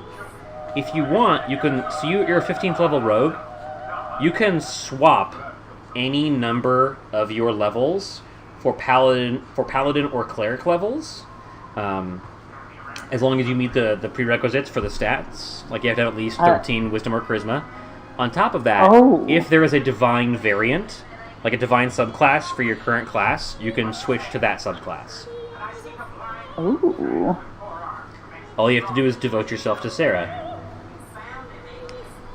Is there a divine subclass for rogue? Not that I know of, but if you can find me one from UA that's like not too broken, I'll take a look at it. Okay, I'll look. To Sarah. Indeed. I don't know.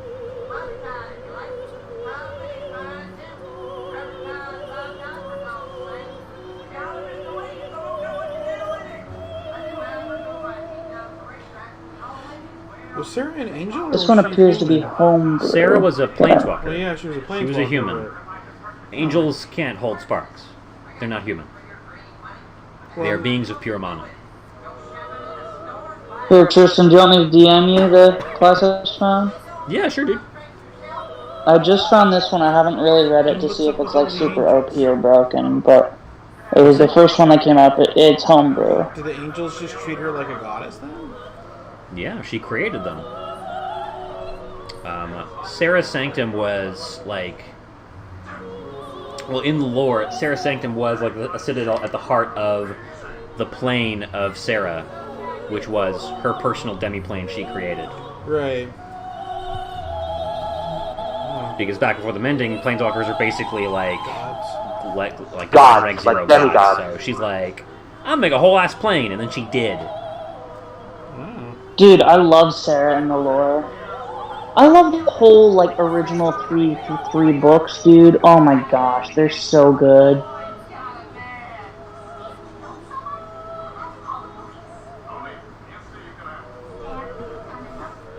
So,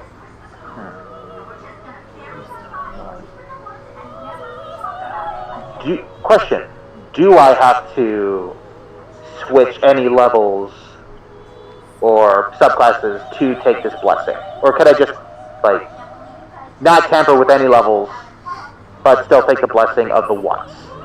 What Dude, it would blessing be do you so. want? Oh, sorry, I cut someone off. It's okay. So what was that, Tristan? So, what if you're not going to respec your levels, which is the main thing it does here? What blessing do you want exactly? It was more about since I have to concentrate to take my original form or any other form at all instead of looking like a tree person. Is it possible to just get rid of the tree person and donate? So in Ravnica, it's like said there are no gods. There's like powerful beings, and the closest thing to gods are like Rakdos or trying to think of Rakdos or. There's like a second one, but anyways, so like there are no gods. V2 Ghazi. Got the next one. Oh yeah, V2 Ghazi is also a god. Quentin says. Yeah. So facing something. Oh right, I was gonna say Jace because like he controls like all the guilds, and that's like a superpower, amazing superpower of like omnipotence, like crazy stuff. But like facing someone that is essentially like, hey, this is a god. This is someone that was super powerful. That is like above and beyond like anything of any race whatsoever. Like this exists. So like and being someone from a religious background, that's a big deal. Like, and she's already spent a lot of her life into like religious and like religious powers, like the cleric and paladin. I have a lot of that. So like she feels she doesn't need to change any of that, but still devoting yourself to something that is of divine strength and divine might is something that she would probably still do, even though she would not actually change anything about herself. She would still put her energy towards something that deserves that energy. Got it. I hear what you're saying, but you get the sense that the healing and renewal this place offers comes at the cost of not just like devoting yourself to Sarah in a tangible way, i.e., respecing some levels. Okay. That's like the hook, you know, because it's still a religion after all. That's how they're trying to get Louis is like, oh, we'll cure your time manipulation body, chrono incontinence, Louis. fucking chrono dysfunction, Spontaneous infantilism. Hey. They'll cure your time disease if you make that switch. What about how about like swapping one level of paladin for one level of cleric? As in, like, I take one level of paladin and put it in one level of cleric. Is that what it is? Like, I still have 11 levels of divine sense. So you're level 2 paladin right now? Yes, and level 9 cleric.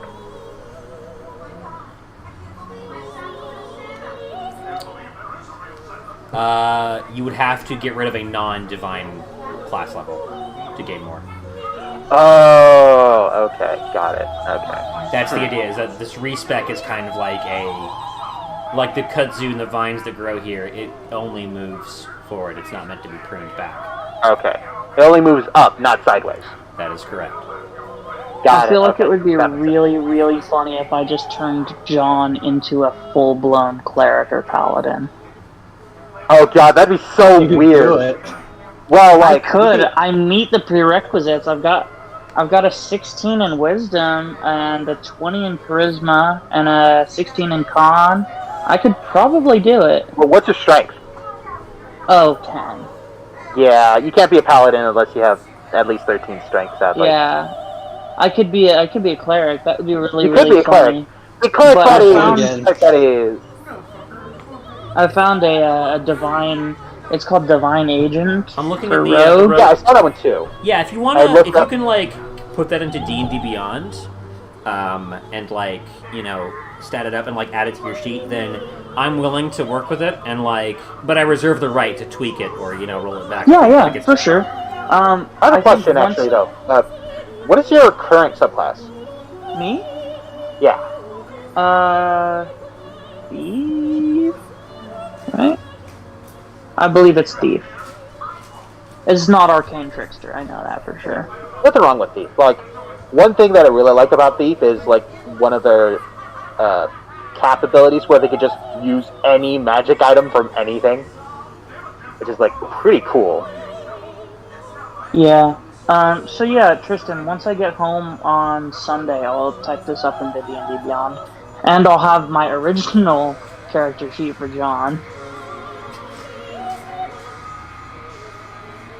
Indeed. So, again, this is not a decision to be made lightly. It is 10:19 right now. Do you guys want to call it here and have take a week to think about what this place has to offer you, and then come back to it next time? For sure. That sounds Yeah. good. All right. Yeah, it's not a decision to be made lightly. And Cinead is also tapping her foot and don't forget, there's a dinosaur ship down below which we'd love to get rid of. Yeah. I do want to say that I don't want to just kill them outright. Like, I did want to have good relations with them. I didn't want to get on bad blood with us. So, I would like to try and do a diplomatic, possibly diplomatic sort of solution first before going straight to killing. But if we do have to kill, I'm not gonna say no. Yeah. Just wanted to put that on the table. Yeah, I like that. All right.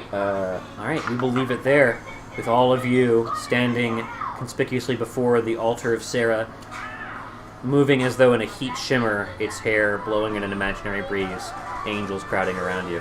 And I'll see you all next week. Good night. Yeah. Right. Next time on Dragon Ball Z. Did y'all have fun? Hell yeah, brother. What was your favorite part? Huh? I like doing the Ocean's 11 kind of deal at the very beginning. Yeah, I mean, the whole session was really good. The Juzam fight and then going to Christian camp was super cool. Christian camp. Yeah. I love it. All right. Good night, guys. Good night, Good night, guys.